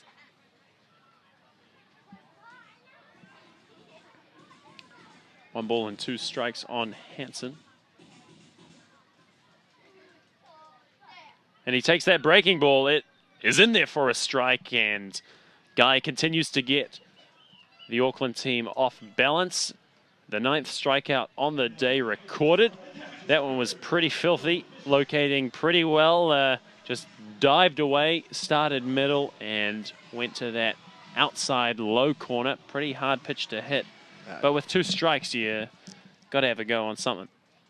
Yeah, that was maybe one of those ones you just tip your cap to the pitcher. It was a tough pitch to hit. A excellent curveball by Gaia, located perfectly with an 0-2 count. Bo Bishop, another one, and he drives that one straight back up to the pitcher. That will get past Ngope. So a hit recorded next to the catcher's name. And that's something that the Tuatara haven't seen so much out of the catching position. It has been, as you like to say, Jun, an anemic position for them. But hopefully we're seeing Bishop getting into his stride here. The catcher we will expect to see catching more games going forward. I really like the look of Bishop's swing. He swings the bat hard. Looks like he has good power, and his bat stays through the zone a long time. So we'll look for him to hold down that position for the Tuatara. Hirasawa at the plate here. Hirasawa's going to have to make an adjustment here. He has looked pretty bad at the plate. He's struck out quite a number of times. Only recorded 1 hit on the season. Takes a couple of balls here, so... He's probably the only hitter in the ABL that's rivaling Jack Murphy in batting average. Yeah, Hirasawa's hitting 0.56 at the moment. He's only struck out 8 times. He hasn't had so many at-bats, so we take that back. And there is a slightly small sample size. You say he's only struck out 8 times, but that's in 18 at-bats. So that's nearly half his at-bats, so Sam. So. Look, we got to try to salvage something here on the broadcast for our hitters. As long as he plays good defense, we're not going to be too worried, but I don't know. I kind of disagree with that. I feel No, like that's true. I'm just trying to be kind, but I feel like defense should be automatic for a shortstop. should right? be. Yeah, exactly. Defense is so much less of an individual's game than their offense is. And of course, he does swing through that one there, so 2-2 is the count. with the Tuatara struggling to score runs, it is a bit of a mystery why he is still in the lineup. In my eyes, I think maybe a better option. And he strikes out on a fastball outside. I think a better option would be to start Clark in the outfield and have Zoo at DH and have Lamb Hunt in the infield. Even though your defense might be a little bit weaker on the infield with Lamb Hunt in there and Clark in the outfield, I think it's going to add a lot more to your offense than you're going to lose out on defense. Yeah, even though you are on defense half the time, defense certainly, we're not talking about pitching, we're talking about fielding is definitely not half of the game of any given player. Just because you think about it, how many balls in a game do get hit to a player compared to how many at-bats they have. And most of those outs tend to be quite routine. So if you want to do some research for yourself, those of you out there who are interested in the analytical side of baseball, Google something along the lines of how much is defense in terms of a player's value to a team, and it's something in the realm of 5 to 10% of their total game. That's right, and especially with the man at the plate right now for the Tuatara, he's shown that his defense is at least on the level of Hirasawa's at shortstop, or if not better in my eyes, to be honest. Snyder has looked fantastic in the infield. You see him sort of choking up on the bat there with 2 strikes. Fouls that one off.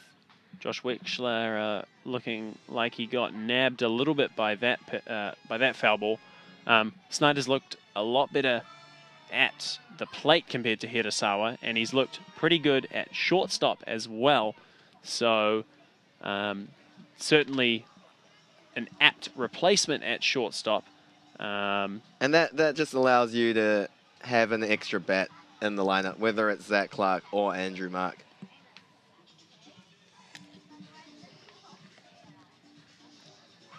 Snyder, though, he hasn't quite got the results he's after at the plate, but the balls he has hit hard have just happened to find fielders. Very small sample size for Snyder, though. This is only his 2nd series. And I don't think this is just in my head. I have seen him hit a lot of line drives at the outfielders, which sooner or later they will start to drop. Although in saying that, just looking at his stats here so far, he's had 15 at-bats. He has struck out 7 times. So that's sort of on the lines of Hirasawa. And he does strike out again for his 8th time. So that one looked like a bit of a tough call on Snyder there, wrapping around the inside part of the plate. But he looks like he's having a bit of a discussion with local umpire Josh Wexler. But, I mean, if we look through most of the Tuatara hitter stats, they've probably punched out quite a lot. Yeah, no, you are quite right there, Jim. But just an example, a guy who, looks pretty good at the plate, but when you do look at his numbers, possibly not performing as well as I know I sort of had assumed with Snyder, seeing him hit quite a few hard balls there. But he has, at least in the at-bats, he hasn't struck out. He has hit the ball hard, whereas the aforementioned shortstop has popped up a lot and hit a lot of weak grounders as well. So, moving on. Commenter. No, that we've got a Holtzcomb up there. Is that Holtzcomb?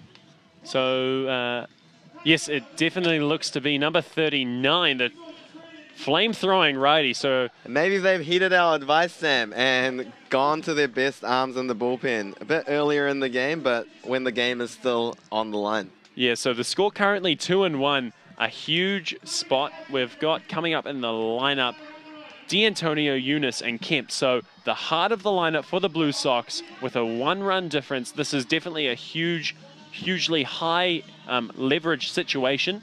And I think they have been listening to our broadcast. and they've brought in their best arm out of the bullpen. Yeah, and whether this move pans off or not, this is the right decision. With numbers 1, 2, and 3 coming up for the Blue Sox, this is the time to bring them in, because you wait around till the 9th inning, you might not actually be in a better position to use them. And they do still have Tomohito Sakai left in the bullpen, who can go multiple innings and has shown to be a very dominant reliever. So Holtzcomb, we've seen him throw 1 inning so far. We did have a radar gun on him at the time. He's throwing it pretty fast in terms of the ABL, so sitting around 94 miles per hour. He topped out at 95, but what you want to look out for with his fastball is you'll see a bit of movement to the left side of the screen, so a little bit of cut. So to D'Antonio, you'll see the ball cutting into his hands, something that can be quite effective in terms of generating ground balls, but also something that he's used to get quite a lot of strikeouts quite effectively. So as we see that cutting action on that fastball on the inside part of the plate to D'Antonio there. Yeah, wow. You can just already see the difference in terms of velocity compared to Coleman. That one just really getting on the lefty at the plate. And not just the velocity, coming from that 6'9" height, with that extra height on the mound as well. It's very tough to hit that downwards tilt on Holtzcom's pitches. And I think the cutting fastball, very effective. Just, it's not quite as commonly seen as that two-seam run. It's a bit different for hitters to face. D'Antonio fouling off another 2-strike pitch. We didn't see Holtzcomb throw too many off-speed pitches in his last appearance, so we'll see if he brings out that nasty changeup that gave him quite a bit of success in the major leagues. I think he's also got a breaking ball he works in there sometimes, but that changeup is his main go-to off-speed pitch.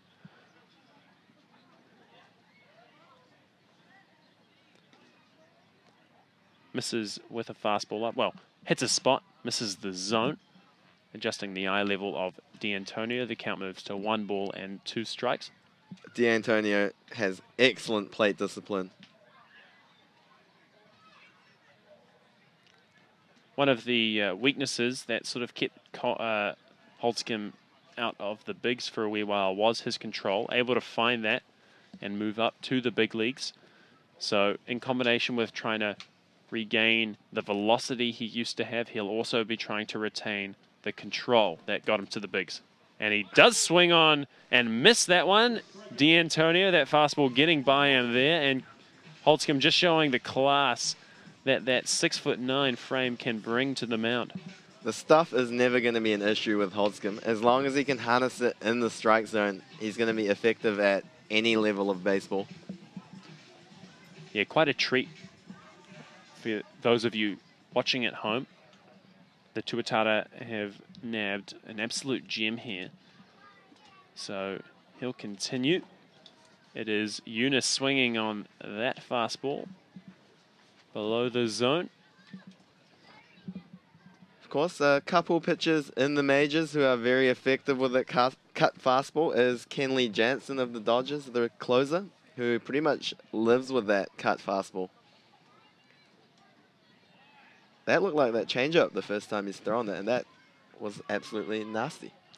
Yeah, someone's going to have a wee talking to that pitch because its attitude wasn't particularly great. It was pretty nasty. 0-2 the count.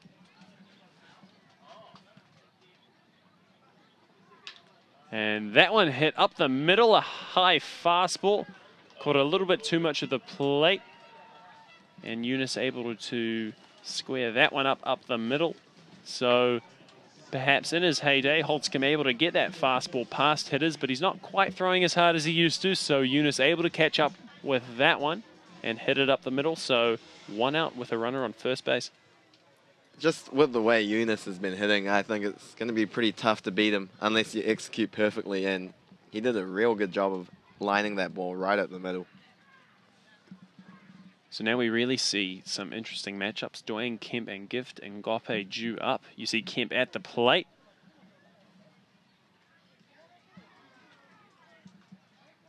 Ball 1 just a little bit up.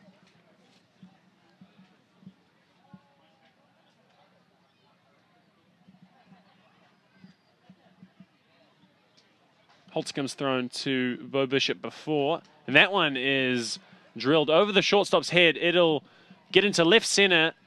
Jenkins not able to get it in time. It'll go to second base, but not quite in time. And a run will score. Getting around third base and scoring was Eunice. So really good base running there by the third baseman. Even caught me by surprise as I was calling that play. They tried to get Kemp out at second base. It wasn't in time. And Eunice capitalizing on the throw that went to second base, able to score, possibly a run that could have been prevented if they'd directed that ball towards home, do you think?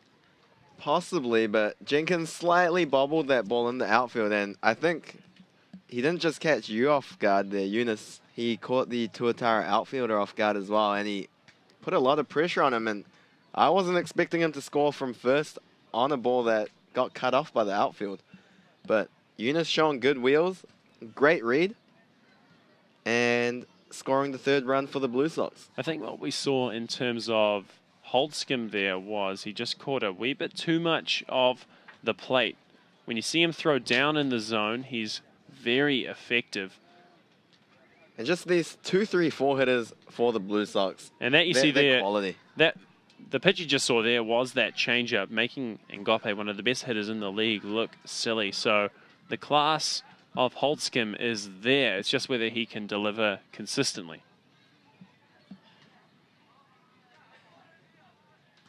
And that one grounded to the shortstop. He'll throw to third base, not in time. Hirasawa making an interesting play there.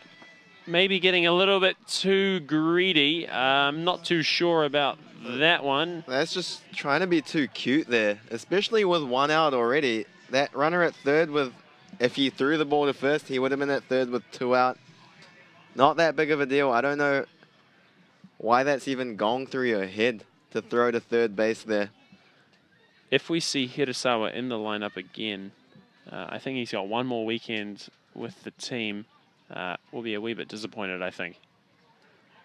I don't know why you just throw it to first base. Why don't you just throw it to first base? I mean, especially with 1 out already. That's a hard out to make at third base.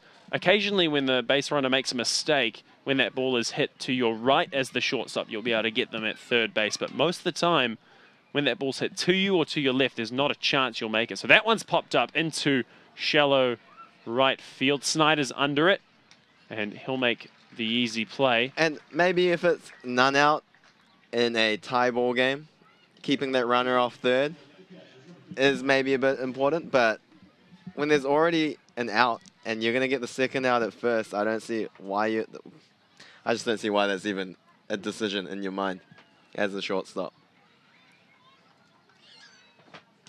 Nevertheless, 2 outs.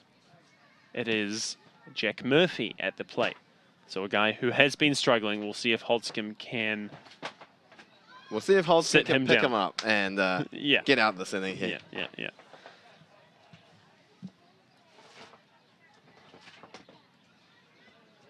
So Bo Bishop will come up and give the signs to his infield with runners on first and third. Imagine if you see, it looks to be Ngope at first base there. If you see him take off, I imagine they won't try to throw him out. Yeah, as you see, throwing over to third base, Kemp was able to get back to the base.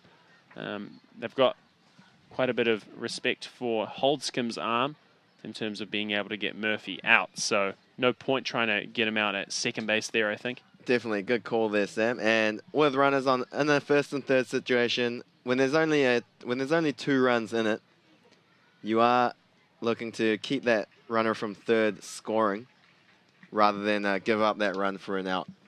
So they did go with the snap throw down to third. Kemp was right on it and got straight back to third, but nothing really hurt for the Tuatara. But of course, it's an advantage to get that runner from first into scoring position. And that one in the dirt for ball number 3. 3-1 the count to Murphy. This is a guy that Holtzcombe doesn't want to get away from him. This is a guy who is struggling. He's hitting .039. He's got a lot of at-bats, so he has looked pretty bad on the season. But maybe he is getting a bit more comfortable. He has got on base 2 times already. So he will look to obviously get a hit to break out of the slump. And that one is drilled to Hirasawa. He'll throw to first. A little bit lows the throw, but gets him in time. Richards catches the ball. 3rd out of the inning, but not before the Blue Sox score 1. Holdscomb giving up a run there in the top of the 6th inning. 3-1 is the score. So he didn't look as good as he did in that inning as we saw him in his last appearance on Friday. Possibly just missing with some of his pitches over the plate. He didn't quite have the velocity we've seen when he was at his most successful. But of course, this just a stepping stone in Holdscomb's career, in his view, in his journey to get back to the major leagues. He'll be looking to develop his control and build up his velocity again. And we've had a lot of fun at the ballpark here at McLeod Park. An absolutely fantastic setup. If you haven't made it down, you definitely missed out, because we have amazing food, great music, fantastic activities for the kids. As you see, just before the Mexican waves trying to be set off there by the mascot. Of course, next season, the Tuatara will be changing homes to QBE Stadium. And that will be amazing for them. You've just seen some fantastic level of baseball here at McLeod Park, and we'll continue to see through the Tuatara season. They will be playing on the road pretty much for the rest of their time in the ABL for this season. So make sure to follow us on Facebook. We'll be posting plenty of links as to where you can continue to watch your favorite baseball team in the ABL.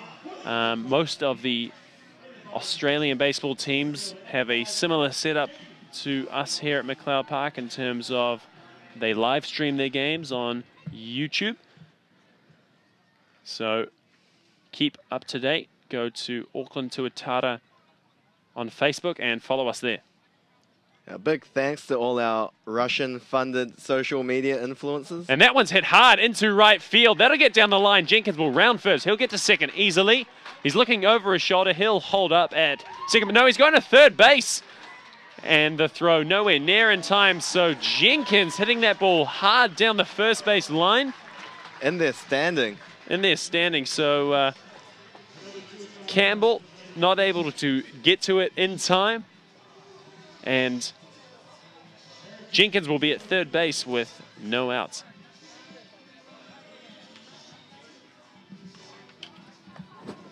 And we do have the hot-hitting Max Brown up at the plate. Yeah, Max Brown's looked like he has well and truly broken out of that slump, Sam. Yeah, he's figured something out at the plate, hasn't he? He's hit a couple of balls hard for extra base hits in this series. And as you say, taking a lot more pitches, something we like to see in the booth here. So with no outs and a runner on third base, this is a great opportunity for the Tuatara. And not only is he taking tough pitches, he's fouling a lot of tough pitches off with 2 strikes and keeping the at-bat alive.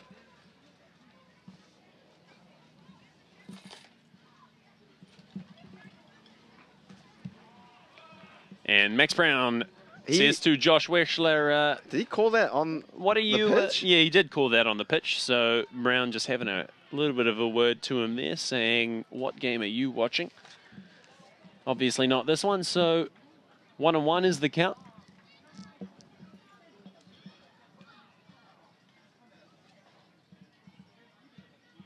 And Jenkins got sent back to second for some reason. I guess maybe that ball trickled out of play. Okay, so he was easily into third base on the play, but the case must be that that ball got into dead territory, so it either went under the fence or got stuck somewhere in right field, so the ground rule will be that he is sent back to second base. So a shame for the Tuatara there, but with no outs, still a great opportunity to get some runs on the board.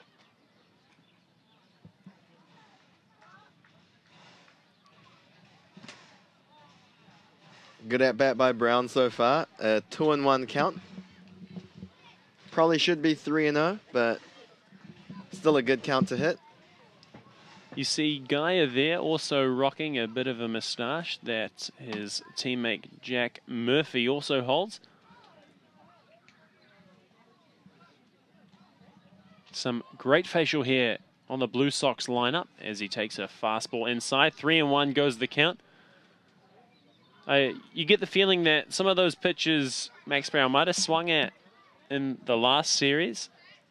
You can see that he's a smart guy. If you ever talk to Max Brown, he's a well-read kind of guy, really nice guy, and he's made the adjustment this weekend. Definitely, looks like he's seeing the ball a lot better, and as we've been talking up, he does draw that walk.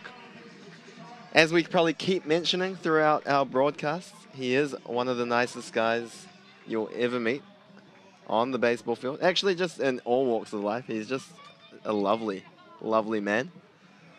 If we were playing a bit of Auckland Tuatara Family Feud and you asked who is the nicest person on the Tuatara organization, I think you'd score a 95 if you answered Max Brown. Show me Max Brown. 95 on the board there for you, Jun. So runners on first and second, none out. You'll see Chris Richards at the plate here. He ripped a shot over the right fielder's head in his last at-bat.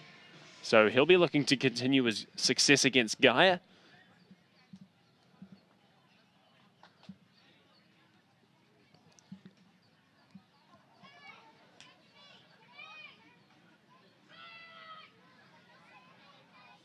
Tell me that a bunt isn't on here, Sam. Please. Okay, a bunt isn't on here. I'm not sure if I can keep that promise. And the breaking is Ngope. With Jenkins and Brown on the base paths, a double steal could also be in order, which I would endorse fully over a bunt, over a sack bunt anyway. I think I'd endorse anything over a bunt. But after Richards hit... Richards is turning around. He'll get that one down the third base line. And the out will be recorded over there at first base. I had that feeling in my bad knee, Sam, that a sack bunt was coming. And it happened. I know what they're trying to do. Get the runners into scoring position. But with playing for a tie in the bottom of the sixth here, you're giving up outs with your 4-hole hitter up who just hit that double. Especially with Daniel Lamb Hunt, who has struck out 17 times this season. This just doesn't make any sense. No, it doesn't. So obviously the coaches weren't listening to our broadcast. With your hottest hitter in the 4-hole bunting. Okay. You've got to back him to at least move the runners over there without a bunt, I think. And I don't know. Outs are extremely important in terms of generating runs. If it was a tie ball game, that would be fine. That would or be fine. Even if they're down by 1, I could maybe agree with that. Down 2, you're playing for the tie with a runner on second with 3 innings left on a sack bunt. And he's hit by pitch there, so Lamb Hunt will get the free base. So bases loaded with 1 out. We'll bring up Juyan Zhu. I wonder if Zhu's getting a few flashbacks here to Friday's game. He found himself in the same position quite a few times. That is right, but he was able to make a good adjustment his last at-bat to that down and in slider, and he drove that to right field, and interestingly, he got thrown out at first base on a hit to the outfield, which doesn't happen too often. So the umpires are having a bit of a discussion here, possibly about Lamb Hunt maybe coming around on that Or maybe pitch. hitting that pitch with the knob of his bat rather than getting hit on the arm, but I think they've decided it is a hit by pitch. So it looks like that'll be the end of the day for Josh Gaia. He did pretty well so far today. He threw 95 pitches, 65 of which were strikes, only giving up that 1 run. He struck out the first 8 hitters he faced, or not the first 8 hitters he faced, the 8 of 9 he faced, but all 8 outs were strikeouts. So it will be number 90, Tyler Hare on the mound. We'll get you an update as to his stats through the season so far. He might be the only player here taller than John Holdscomb. He looks pretty domineering on that mound, rocking the high socks as well. So as he warms up, we'll join you again after these short messages.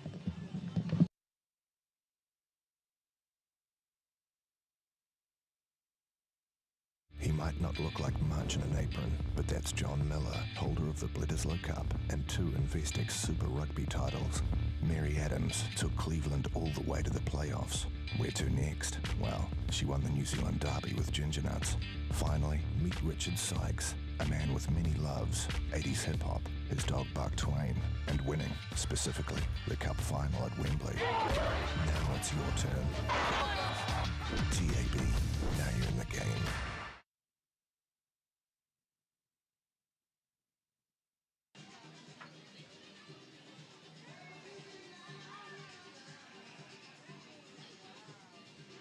Back on. Welcome back to McLeod Park.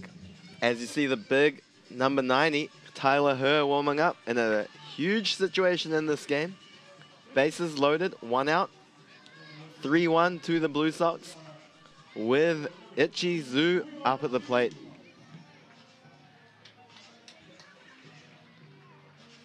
Tyler Hare, one of the best relievers in this Blue Sox staff, coming in a big spot here.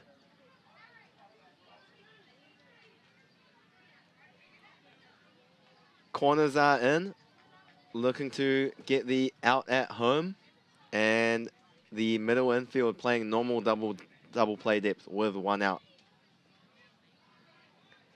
And Hare does go to that down and in slider 2 times in a row. Gets the swing and miss from Zoo as he falls behind 0-2. Good speed on the bases here for the Tuatara. Expect any ball in the outfield to score Jenkins.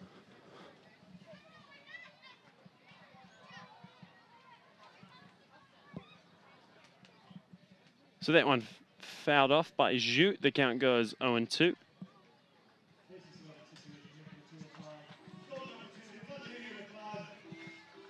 Once again, a vitally important at-bat with Zhu at the plate.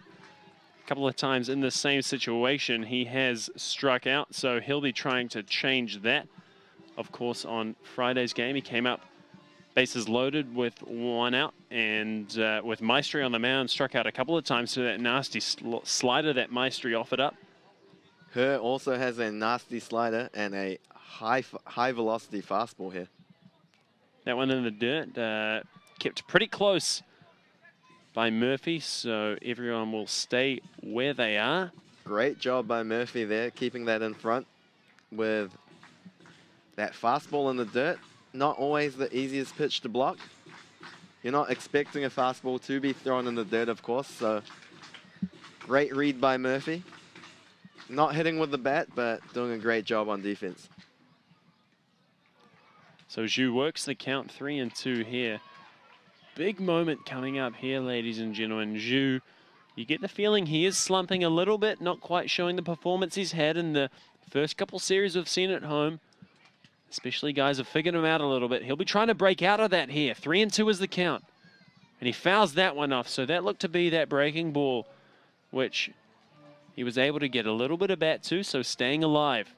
Hare just hung that breaking ball a little bit, and Zhu able to get a little piece.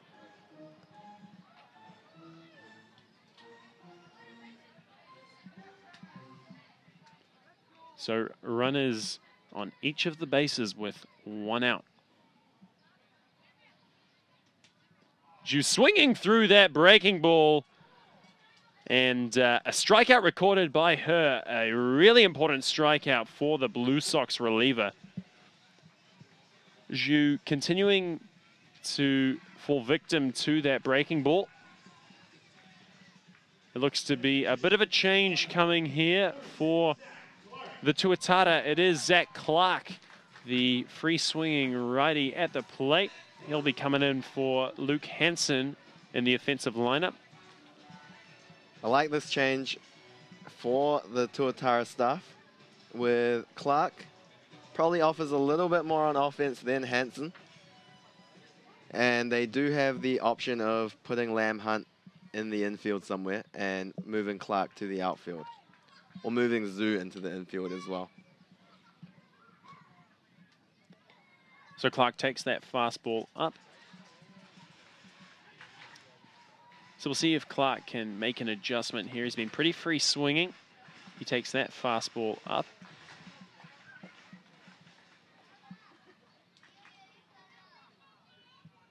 That breaking ball getting the outside part of the plate, evening things up 1-1. A hit would probably tie things up here in the bottom of the 6th. This is a situation that the Tuatara have found themselves in before, and they weren't able to convert on Friday's game with bases loaded. Clark swinging through that one there. The count moves 1 ball and 2 strikes. Couple good pitches by her there. That breaking ball right on the outside corner and a good fastball to blow it straight by Clark. The 1-2 pitch. Takes a fastball down. So Mr. Sunshine, with the sun shining here at McLeod Park, will see the 5th pitch of the at-bat.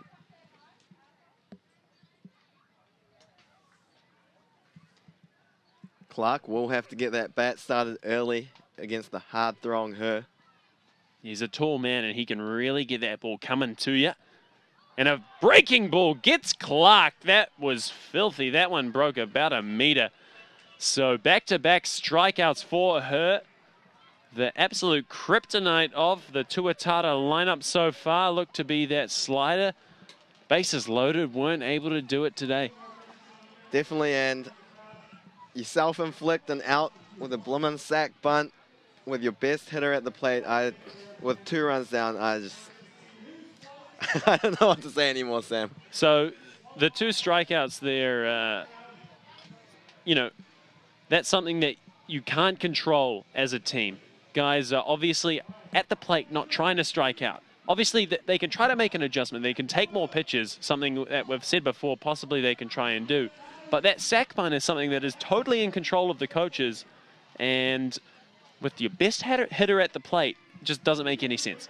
Definitely, and it's not even a guarantee you move the runners over anyway. And he got the bunt down, he got them over, he did his job, but he just hit a double in his previous at-bat. He's your 4-hole hitter. I don't know why you're sack bunting there when you're down 2 runs in the bottom of the 6th. You've still got 3 innings to play. 2 runs might not even be enough. Why are you bunting? Why are you giving up that out? I don't understand. And they can't say, even talk about situations when they sack bunted yesterday when they were down 5-1. So they must just love the sack bunt for some reason. You can see over there the great time that our friends on the tailgate parties, sponsored by Ford, are having over there.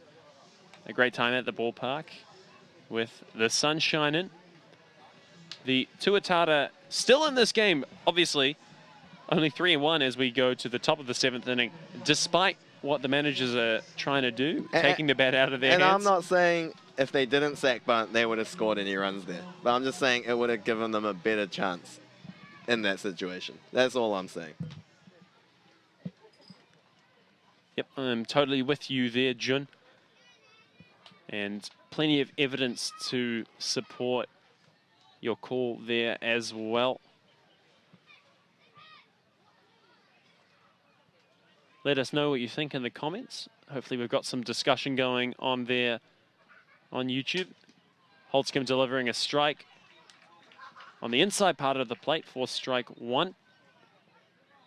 That's one of the great things about baseball, is there are lots of little decisions that can make a big impact over the course of a season.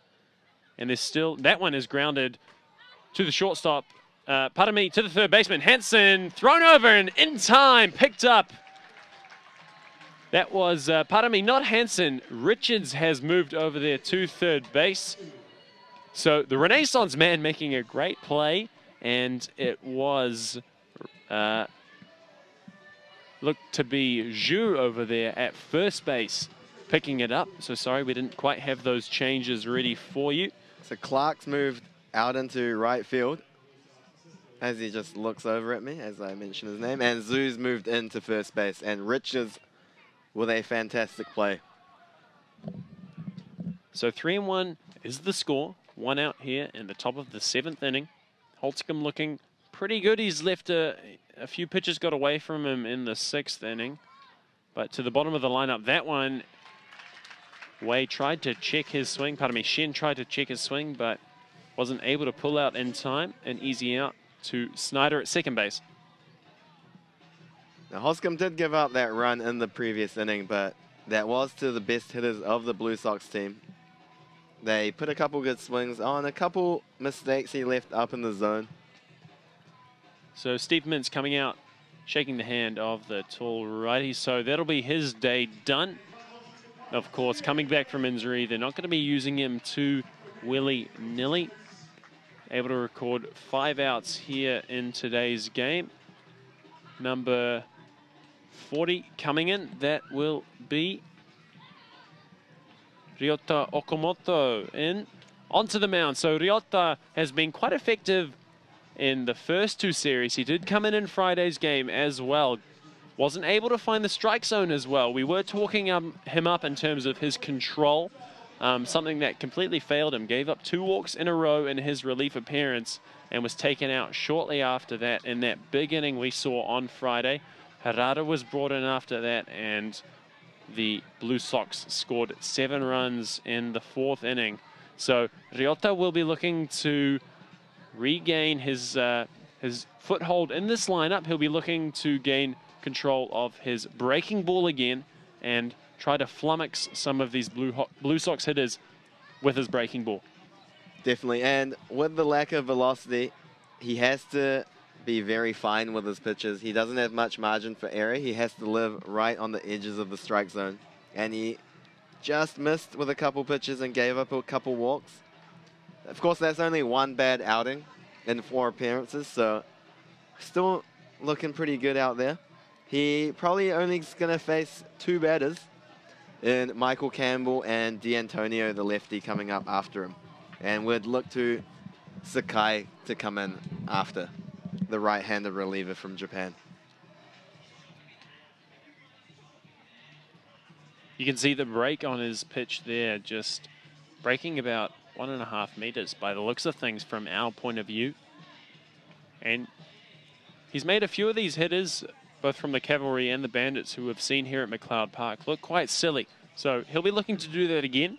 It will be Michael Campbell, the number 9 hitter, at the plate. 2 outs here. No runners on. Top of the 7th inning.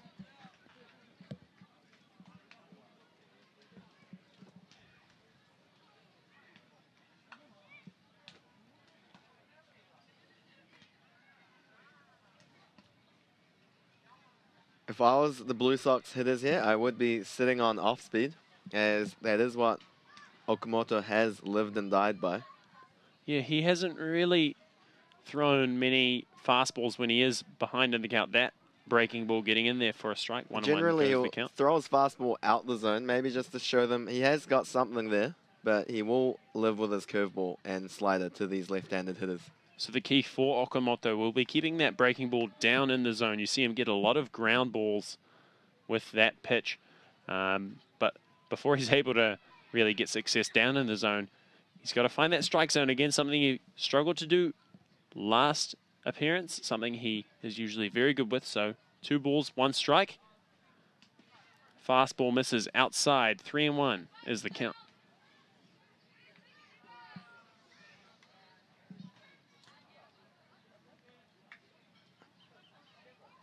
course, just two lefties to face. Pretty tough in terms of making sure you execute coming out the bullpen when you know you've only got a couple hitters to get out. Yeah, that's right, just getting the bottom of the zone. So 3-2 is the count. Josh Wexler behind the plate said, yes, indeed, they got the bottom of the zone.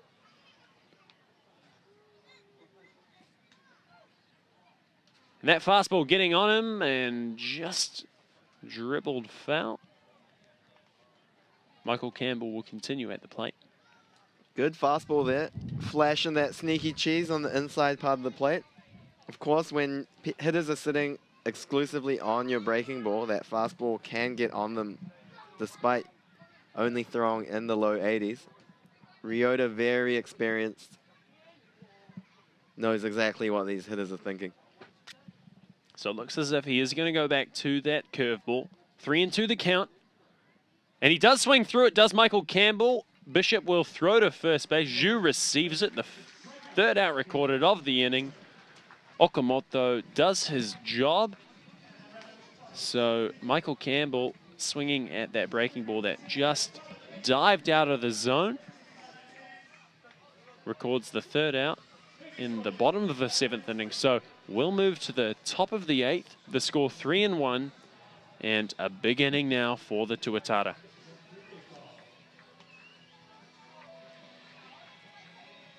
We will have 8-9-1 coming up for the Tuatara. Bishop hit a nice line drive up the middle for a single in his last at bat. We'll look to see maybe if they do pinch hit for Hirasawa if Bishop does get on base here.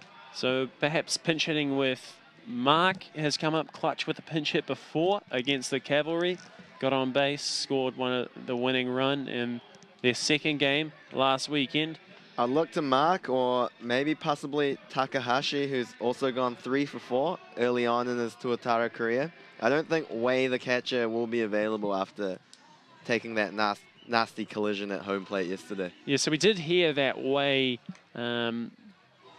nothing too serious after that collision. He was taken out of that game and given the weekend to rest, but nothing too serious, so he'll be all right. But Bishop doing a pretty good job behind the plate today, obviously with a stronger arm. He's gone 1 for 2 today. He'll be at the plate. And he'll be really looking to, if he can get a hit here, if he can hit something hard, get something started for the Tuatara, really looking to solidify his spot behind the dish as an offensive option for the Auckland side.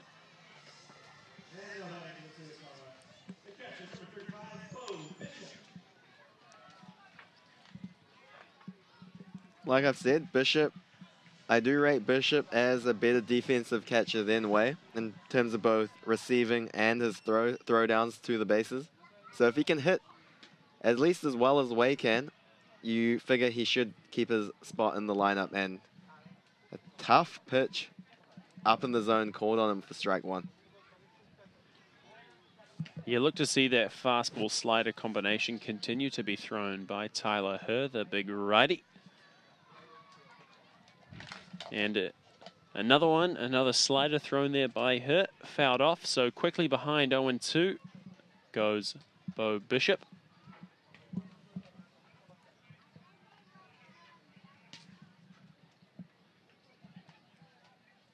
So pretty tough spot here for the right-handed hitter.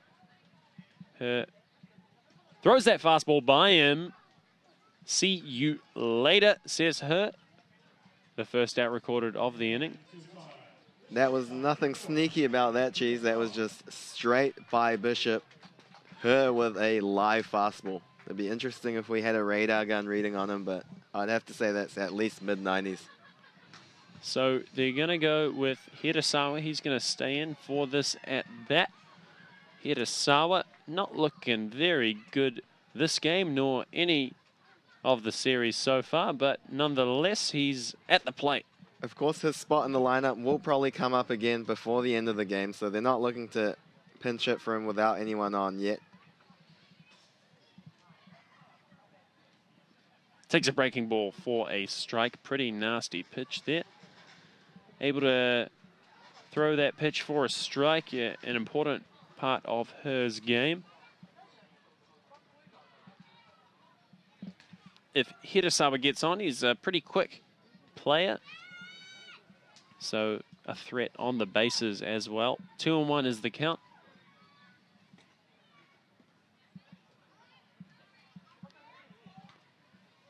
So he's worked a pretty good count here. 3-1. Has laid off some all right pitches by her. That breaking ball a little bit low. And that one in the zone. Pretty much go with any pitch here to Hirasawa. He's gone back-to-back breaking balls, but he does have that live fastball. They go back to the breaking ball. Gets Hirasawa. And goodbye, Mr. Hirasawa. Another strikeout on the Japanese import's record there. Continuing his tough season. 0 for 3 on the day. We'll go to the top of the lineup. It will be Taylor Snyder, the second baseman.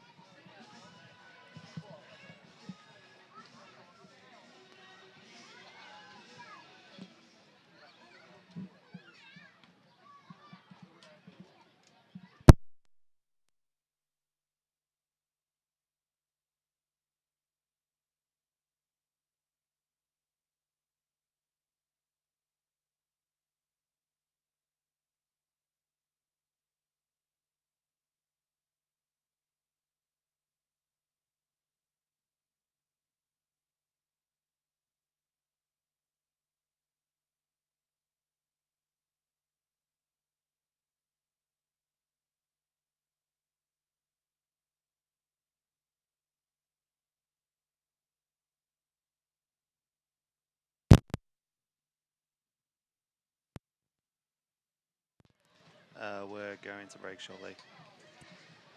Okay, so the third out recorded of the inning. Taylor Snyder grounding out there. We'll move to the top of the 8th inning. Stay with us after this short ad break. Oh, what a hit! Oh, that looks serious. Oh, she's not happy. It's a long road back. Powerade Ion 4 replaces 4 electrolytes lost in sweat to drive today's athletes forward. Adams inside. Pasco coming back strong. What a comeback. What a champion.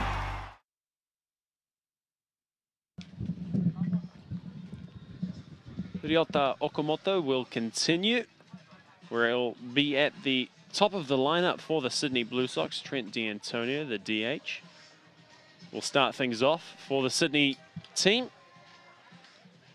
You probably think that this is going to be the only batter he faces this inning, and D'Antonio, the lefty, before the hot-hitting right-handers of the Blue Sox and Eunice Kemp and Ngope come up. I hope they've got Sakai warming up in the bullpen, as we haven't seen him so far this series, and he has been very effective. He's been effective, and with the right-handed hitting, pardon me, yeah, the right-handed hitting Kemp, Ngope, and Shepherd coming up, he'd be a good option to go next.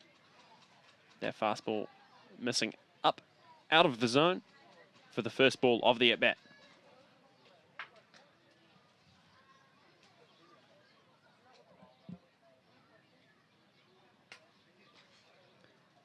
I feel like Okamoto is going to have to live in the strike zone here, because D'Antonio just looks like a very professional, experienced hitter that has great plate discipline. He's not going to chase anything here to help him out.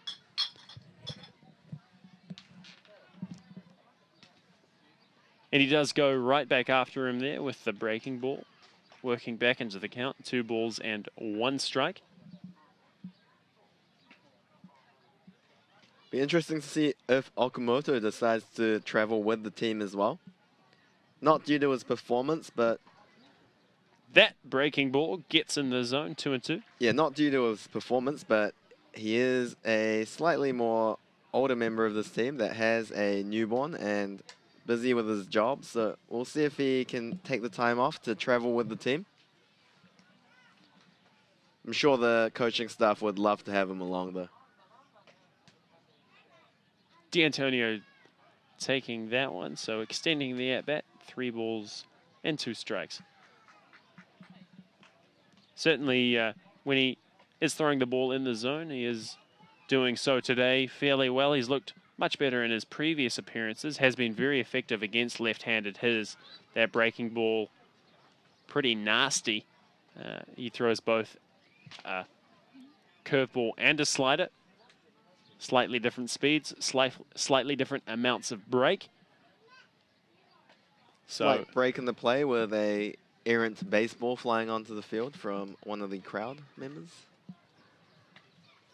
Big moment here, seeing if Okamoto can record the first out of the inning. That breaking ball just out of the zone. So D'Antonio takes that pitch and he gets on base again. So that'll be the 4th time he makes it on base today. And as we predicted, Steve Mintz comes out, and that will be the end to Okamoto's day as the right-handed Eunice will come to the plate. And D'Antonio, once again, showing his class, just finding his way on any way he can. 4 times on base this game. And that's the kind of thing that the Tuatara haven't really been able to do so much. They have been quite aggressive, obviously making a few adjustments today. We've been seeing some guys take a few more pitches. So it will be number 20. We'll get that update for you as to, it is indeed Tomohito Sakai. So it will be Sakai, number 20, on the mound. We'll see if he can keep the Blue Sox at bay, and we'll see if the Tuatara can make an adjustment, get some guys on base, and score some runs in the bottom of the 8th. I really like how the Tuatara management have used their bullpen today. They have gone with Holtzcomb in a big situation, brought in the lefty to face Campbell and D'Antonio, and then they've gone with probably either their second or their best reliever in Sakai. And we'll look to him to finish out the game. He did go 3 innings last time, so he's shown he's capable of going multiple innings. He's got that nasty splitter and good life on his fastball and the breaking ball as well.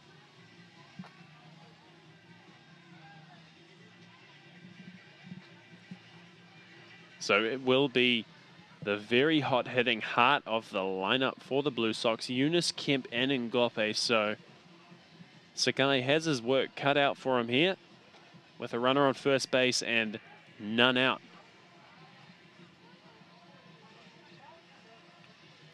Eunice has been lacing the ball all over the ballpark at McLeod this weekend, so he'll look to do the same. He got a nice hit off Holtzcomb on a fastball up in the zone. And he might be approaching the batting championship lead after his performance today. So Eunice will come to the plate. You see D'Antonio there at first base.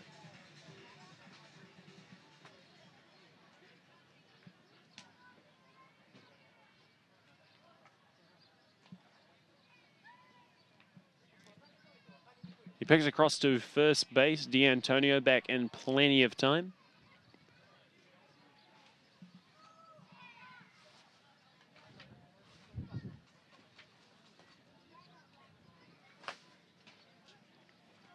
Sakai's going to have to make some pretty good pitches here against Eunice. That off-speed pitch in the dirt.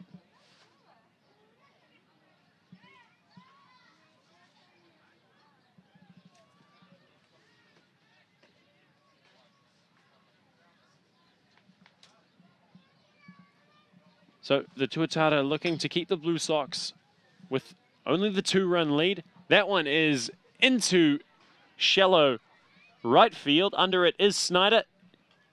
He'll get it for the first out of the inning. Looked like a sharp slider there from Sakai on the outside corner to get Eunice to pop up. Snyder taking control in the infield, calling everyone off and making a nice play on a routine pop-up. Dwayne Kemp at the plate now.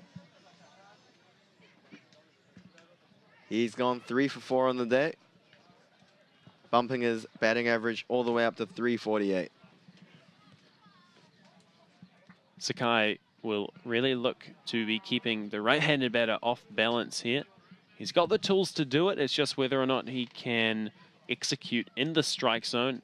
That has been, and he does pick off, but D'Antonio once again back in plenty of time. That has been the main weakness of the pitchers here at McLeod Park for the Auckland team.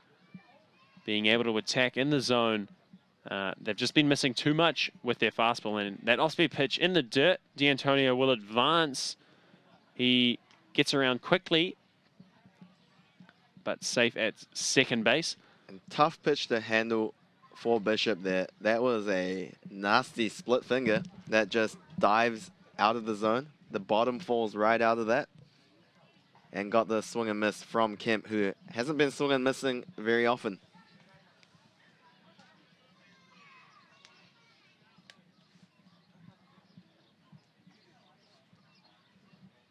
So a good opportunity to score a run now here with Kemp at the plate, runner on second base. They count 1-1, I think, Jim. That's right. Split finger, very tough pitch to locate, but if you can have control of that pitch, it's a devastating weapon to have as a pitcher. 1-1 the count. And that one is grounded straight back to Sakai. He'll send D'Antonio back to second base and get the out at first. So good play there by the right-handed pitcher.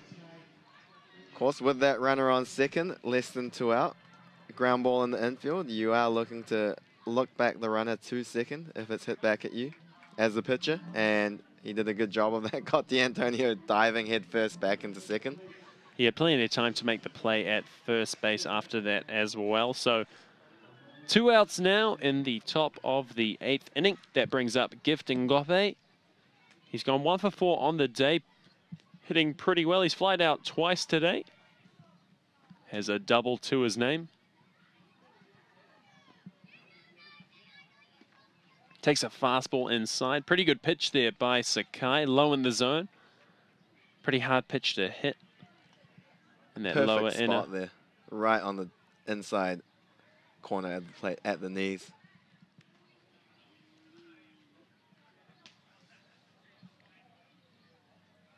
So he gets ahead early. Ngope holds back. The count evens up here. That's that split finger there. You want to start it at the knees and have it dive out of the zone low. That one's starting at just a little bit too low, and Ngope not offering at that pitch. See D'Antonio at second base. Ngope swinging through that breaking ball. Pretty good breaking ball. Started at the knees, just absolutely dived away there below the zone. So 1 ball and 2 strikes now.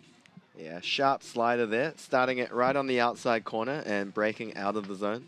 And getting a rare swing and miss from Ngope.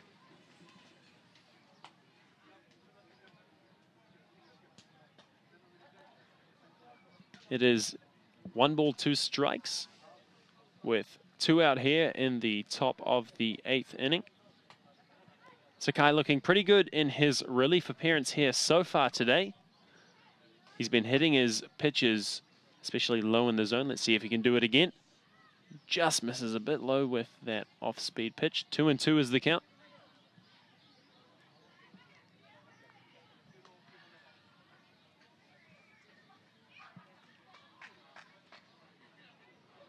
There is, of course, a base open here, so Sakai won't be giving Ngope anything too juicy to hit. He'll continue to pitch around him as you see him throw an off-speed pitch in the dirt. I think that's the count has run full now. Ignore the graphic. So Ngope has proved himself to be an elite hitter here in the ABL. Sakai will go after him. Shepherd is dangerous at the plate. We saw him hit that grand slam the other day, but is often a victim of the strikeout. So don't want to give up anything too easy for Ngope. And he does swing on that breaking pitch. The ball will be thrown to first base by Bishop. Records the 3rd out of the inning. So the Tuatara are able to keep Sydney scoreless in that inning. The score will remain 3-1. A pretty good relief appearance there by Sakai. Yeah, Sakai just proving his value to this Tuatara team and showing why he is probably the best reliever. Maybe number 2 after Holtzcomb, but getting the job done. And we look for him to come out in the top of the ninth and finish off the pitching outing for the Tuatara. Unless they tie the game up, of course. Yeah, so we're moving into the bottom of the 8th here. We're getting Jenkins, we're getting Brown, we're getting Richards. That is numbers 2, 3, 4 for the Tuatara. So this is what you have to imagine their best opportunity to tie the ball game that they've had so far in these late innings. They did have an opportunity to score some runs early with bases loaded, but it wasn't to be. Tyrell Harris on the mound, a pitching change. So Her did pretty fantastic in his 1 2/3 appearance on the mound. And we have seen Tyrell Harris before. He came in on that Friday game. He throws pretty quick with a pretty nasty breaking ball, a slider, I think, that we've seen out of a lot of these Blue Sox pitchers. Yeah, he works that fastball slider combination. He came in a high pressure situation, relieving Maestri with the bases loaded on Friday. Got the job done. Obviously someone the Blue Sox look to go to in a close ball game. He's got good velocity and he's been pretty much near unhittable in the ABL so far. I think he's pitched 8 innings and hasn't given up a run. And he's relieving Her, who also did a great job, like you just mentioned, Sam. He pitched 1 2/3 and got 4 strikeouts. It will indeed be Eric Jenkins at the plate. He's gone 1 for 3 so far today. Struck out once and he hit that double as well. Tyrell Harris. That fastball inside, fouled off by Jenkins. Harris is going to be a tough pitcher to score runs off. You can see why he is their 8th inning guy.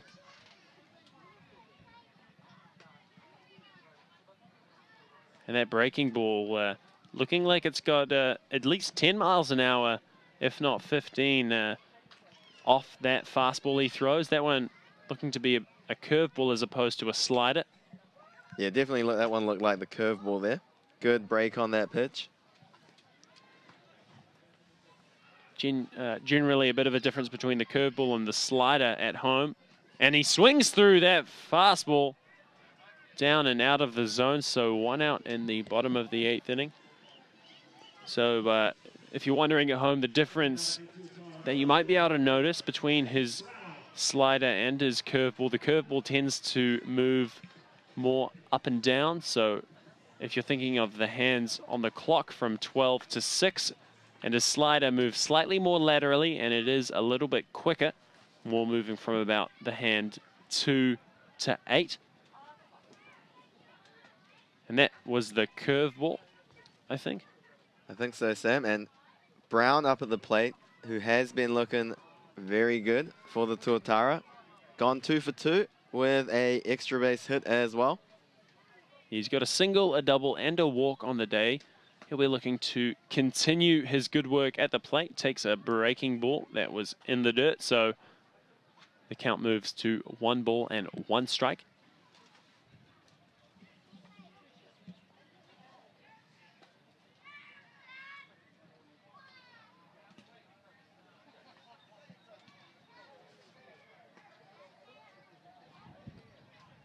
Good take there by Brown. That fastball about a ball and a half outside.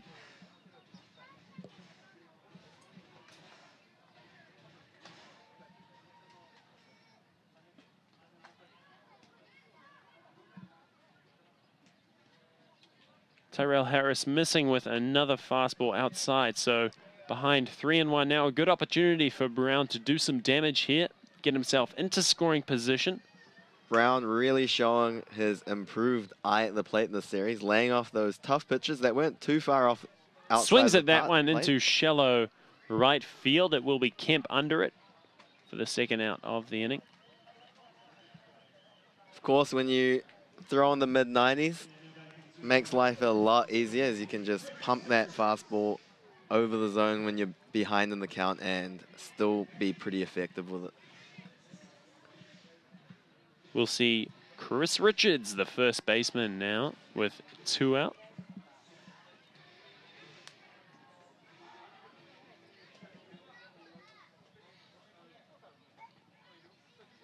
Hits that one hard, but it will drift foul down the third baseline.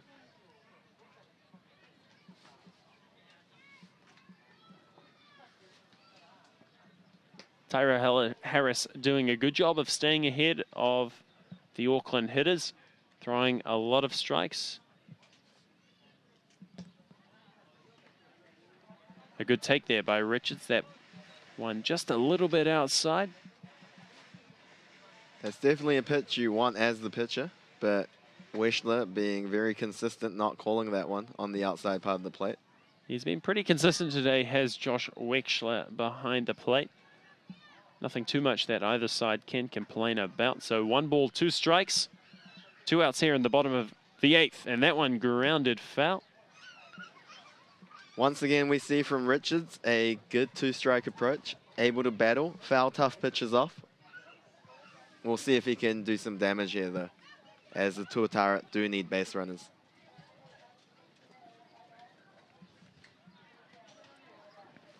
He's definitely not going to give up an out here, is he, Sam? No.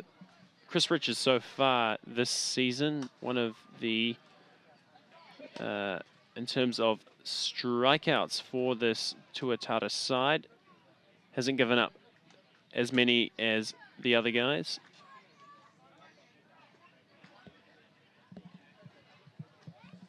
So 3-2 goes the count.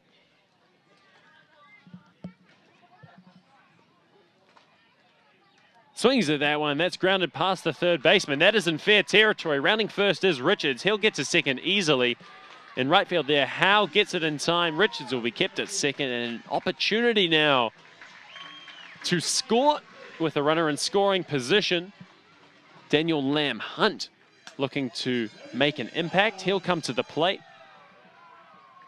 Third baseman Eunice making a dive there, not quite able to get to that ball. Great job by Richards again. 2-strike count, pulling that ball, hard ground ball past the third baseman Eunice and getting in with a standing double. Almost makes me think about the time they made him sack bunt in the 6th inning. Why? Why? Anyway, 2 outs now, runner on second base. Daniel Lamb Hunt, the DH today. Swings at that one. That gets hit to Ngope. He'll throw over to first. An easy play in the end, so a little bit of trouble. That was quickly qualmed by the Sydney Blue Sox. So through 8 innings, Auckland have only scored 1 run. We'll go to the bottom of the 8th as Sydney try to put on some insurance runs. Sakai, as expected, is strolling out to the mound to pitch probably the last inning in this game for the Tuatara. Be interesting to see if Harris goes back out there for a 2nd inning. It looks like he's been mostly a 1-inning guy. We'll get that. We'll get that graphic updated for you. It says the top of the 8th. It will be the top of the 9th inning we're going into. Tyrell Harris still hasn't given up a run in this ABL season. And we haven't seen Shogo Nakashima yet for the Blue Sox, who's also one of their better relievers. So we might look for him to come in to close out the game.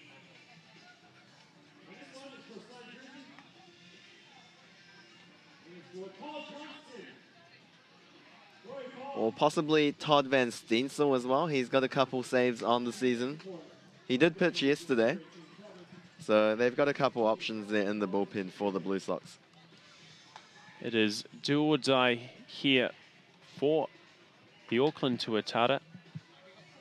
Compared to yesterday's games, they are far more in this particular game than they were, although with the way that the Blue Sox have been pitching, they have really done a fantastic job of calming the bats of the Tuatara when they have shown signs of popping out. Sakai on the mound. He'll be throwing to Zach Shepherd, the first baseman. Number 6 in the line, pardon me, number 5 in the lineup.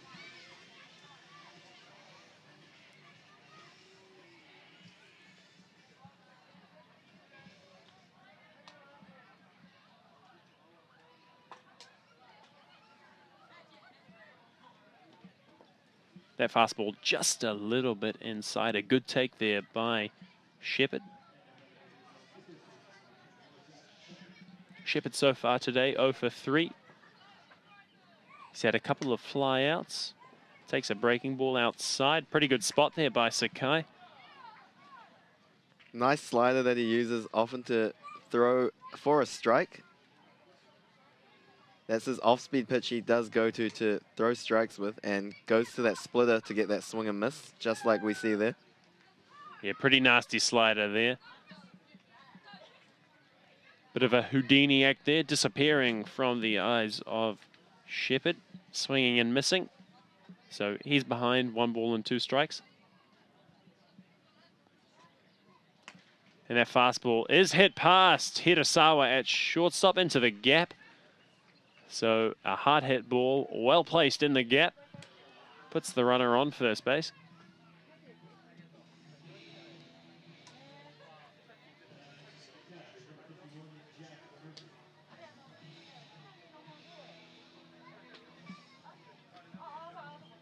Jack Murphy, despite getting on base twice this game, he will be looking to get a hit to raise that batting average. Has been struggling. He has caught a very good game behind the plate, which is the #1 priority of the catcher, of course.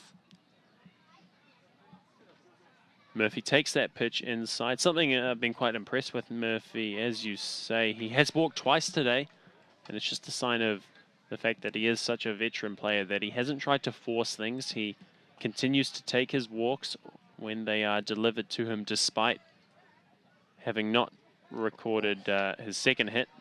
He'll be disappointed with that strike. You don't want that caught on you when you're in a slump. That look, the ball off the plate. Bit tough, but still well in this at bat, of course, with 2 strikes left. That one fouled, so 1 and 2 the count. Sakai looking for a double play. Murphy not the quickest of players, so a good opportunity to get 2 outs here for the Tuatara. Sometimes when you're in a slump, it just feels like everything is going against you, of course. He hit that ball hard yesterday, a double that looked like it might have dropped fair, that got called foul, and that's just the way it goes when you're in a bit of a skid. And that one is dribbled foul as well, so 1 and 2 is the count still. We haven't seen the Blue Sox base runners, especially this part of the lineup, being too keen to get going, so Shepherd will probably stay over there at first base, especially with the arm of Bo Bishop behind the plate. That's right. I don't think they're going to be too keen on stealing bases with Bishop's hose behind the dish.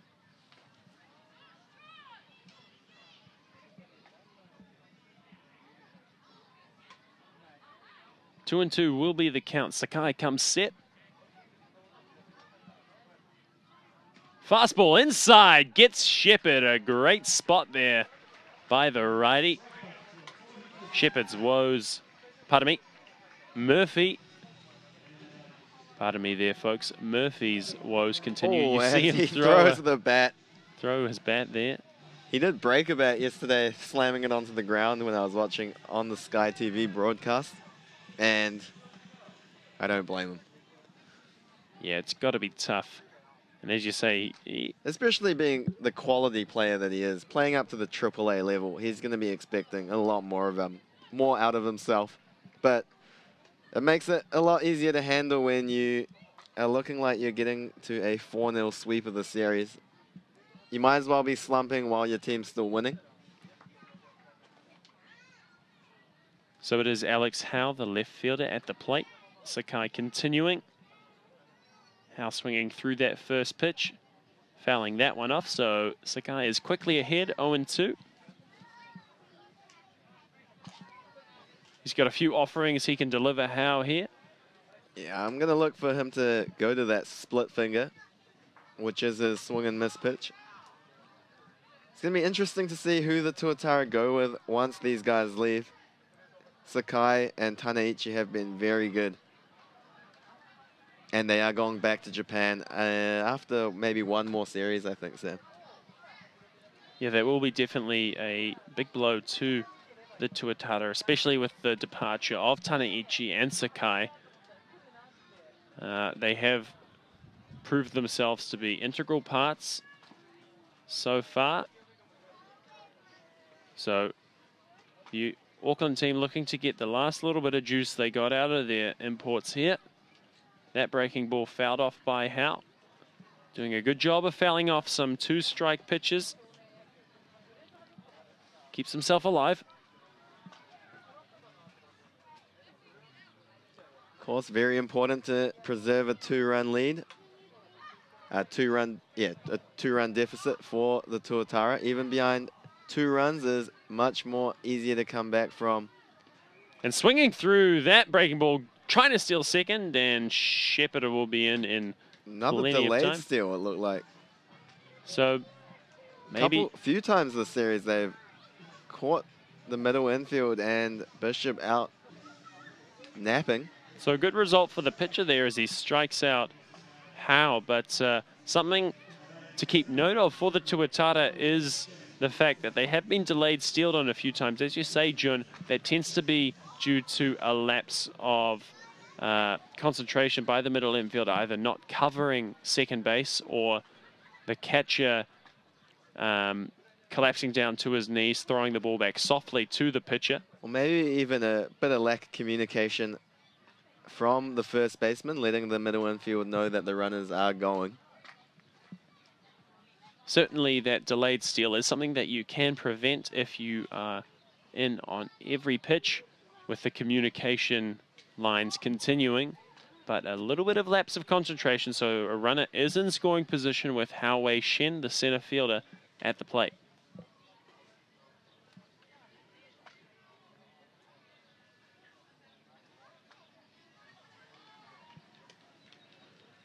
Of course, preserving just a 2-run deficit means a bloop and a blast will tie up the game for Auckland Tuatara. So 3rd run is very vital here, despite already having the lead for the Blue Sox. 1-1 is the count. That one in the dirt. Shepherd will stay on second base.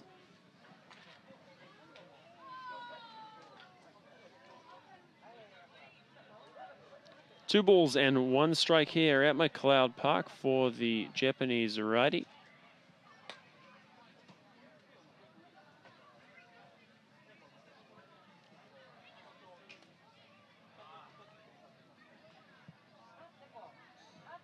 He'll step off.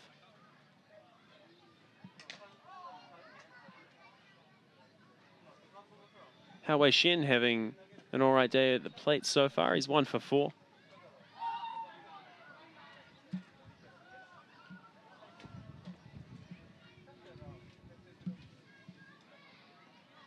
And he takes a fastball, perfectly located by Sakai. That's exactly where you want to live as a pitcher. Pretty hard pitch to hit somewhere hard, right on that outside part of the plate. And Sakai very deliberate on the mound. Takes a long time between pitches.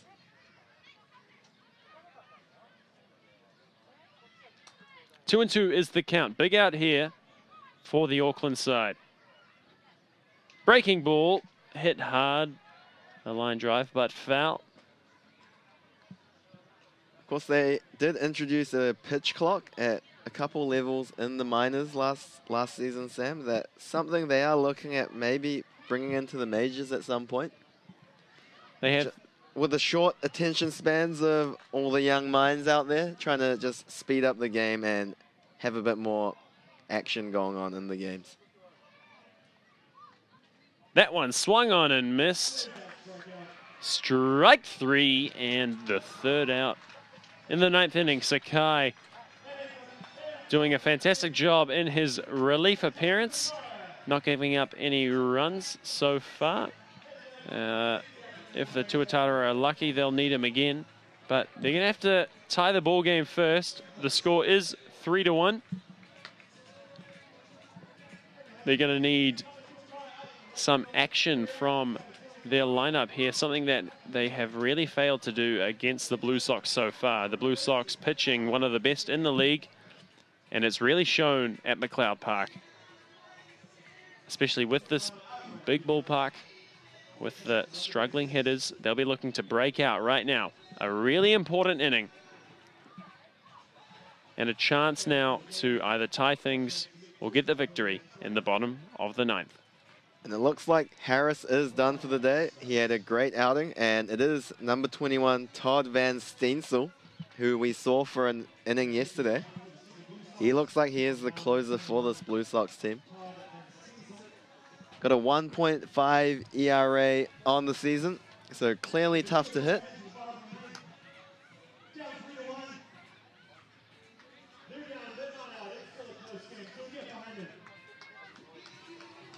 He's another one of this Blue Sox bullpen who strikes out plenty of guys, doesn't give up many walks.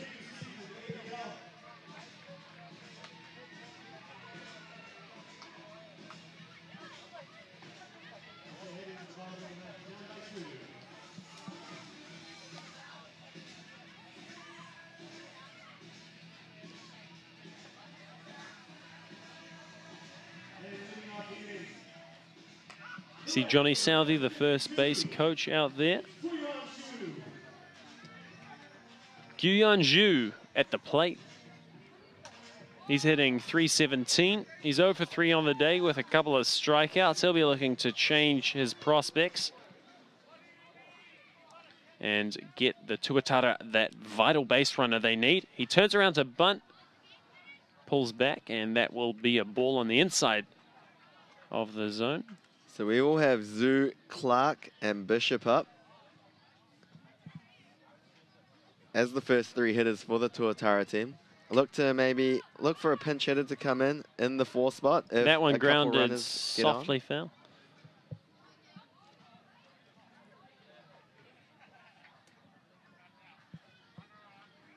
Yeah, so looking for, if some base runners get on here, possibly a pinch hit appearance. Most likely for Hirasawa. Zhu at the plate currently. He turns around again. That one fouled once again. So Zhu with a couple attempts at the drag bunt there, with the third baseman Eunice playing quite a ways back, playing about 5 meters behind the baseline.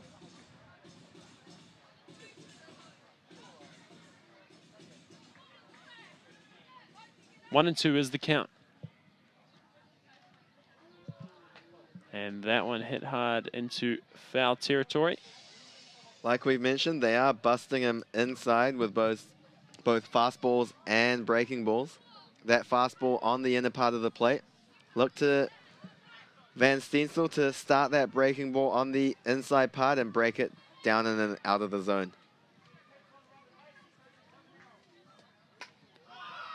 And Keith Wilson at third base says no, he didn't. Zhu able to hold back on that pitch that was just a little bit high. 2 and 2 goes the count. Zhu may be getting a little bit lucky there with that call. Looking to bust him inside with a fastball again here. And that one hit to the shortstop. Ngope gets it across to first. It's in the dirt. In time, says Tom West at first base. So 1 out recorded in the bottom of the 9th inning for the Blue Sox. Shepard with a nice pick out the dirt on the throw by Ngope. Of course, it gives the infield a lot of confidence when you've got a first baseman that can just pick all your throws, errant throws out the dirt for you.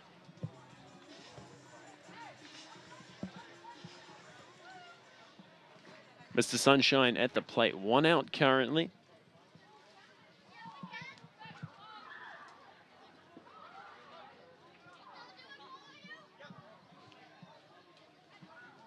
He's going to need a breakout at bat here. Swinging through that breaking ball.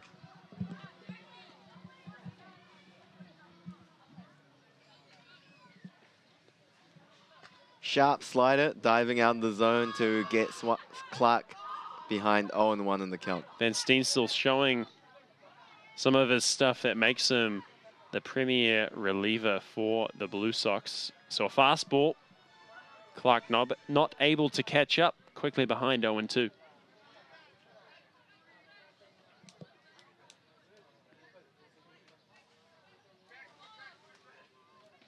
And that fastball misses just a little bit up. Clark takes the pitch.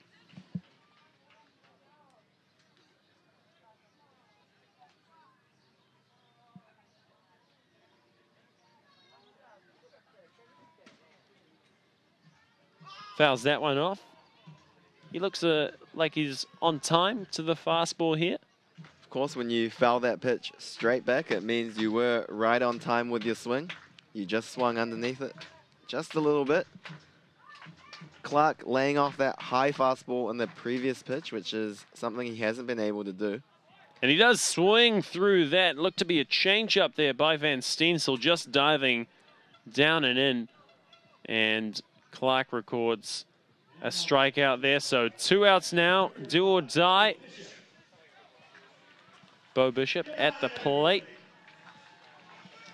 He's 1 for 3 on the day with a single and a couple of strikeouts to his name. That was a tough pitch to handle for Clark there. A nasty changeup down and inside from Van Steensel, the closer.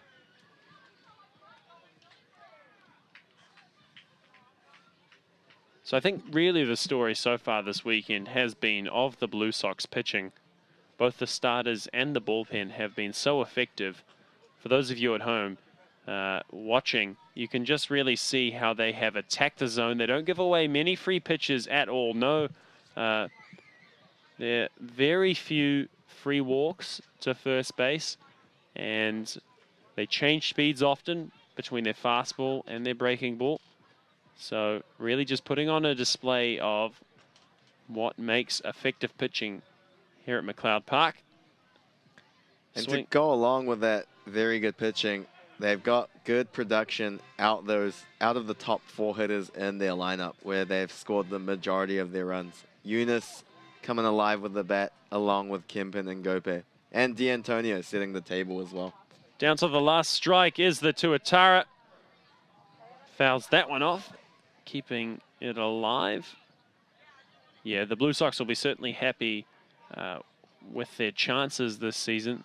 They do have the pitching, and it seems like their hitting has come a little bit alive here this weekend, something that they have struggled a little bit with in their first few series. 0-2 the count. Bo Bishop at the plate.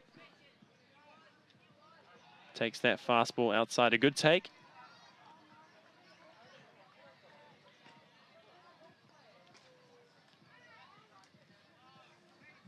The great thing about baseball, you keep hitting, you keep playing. So Bishop looking to get himself aboard. 1 ball, 2 strikes. Down to their last strike.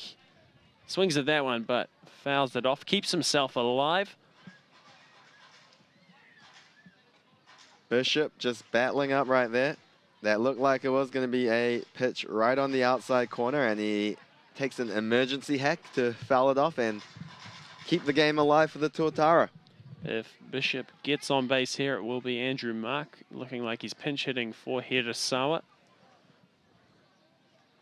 Bishop at the plate. That one driven into center field. Under it is Shen. He'll pick it up for the last out of this game. The Sydney Blue Sox sweep the Auckland Tuatara 4-0. And it was an absolute dominant display by Blue Sox pitching here today and throughout the weekend, just absolutely calming and silencing the Tuatara hitters.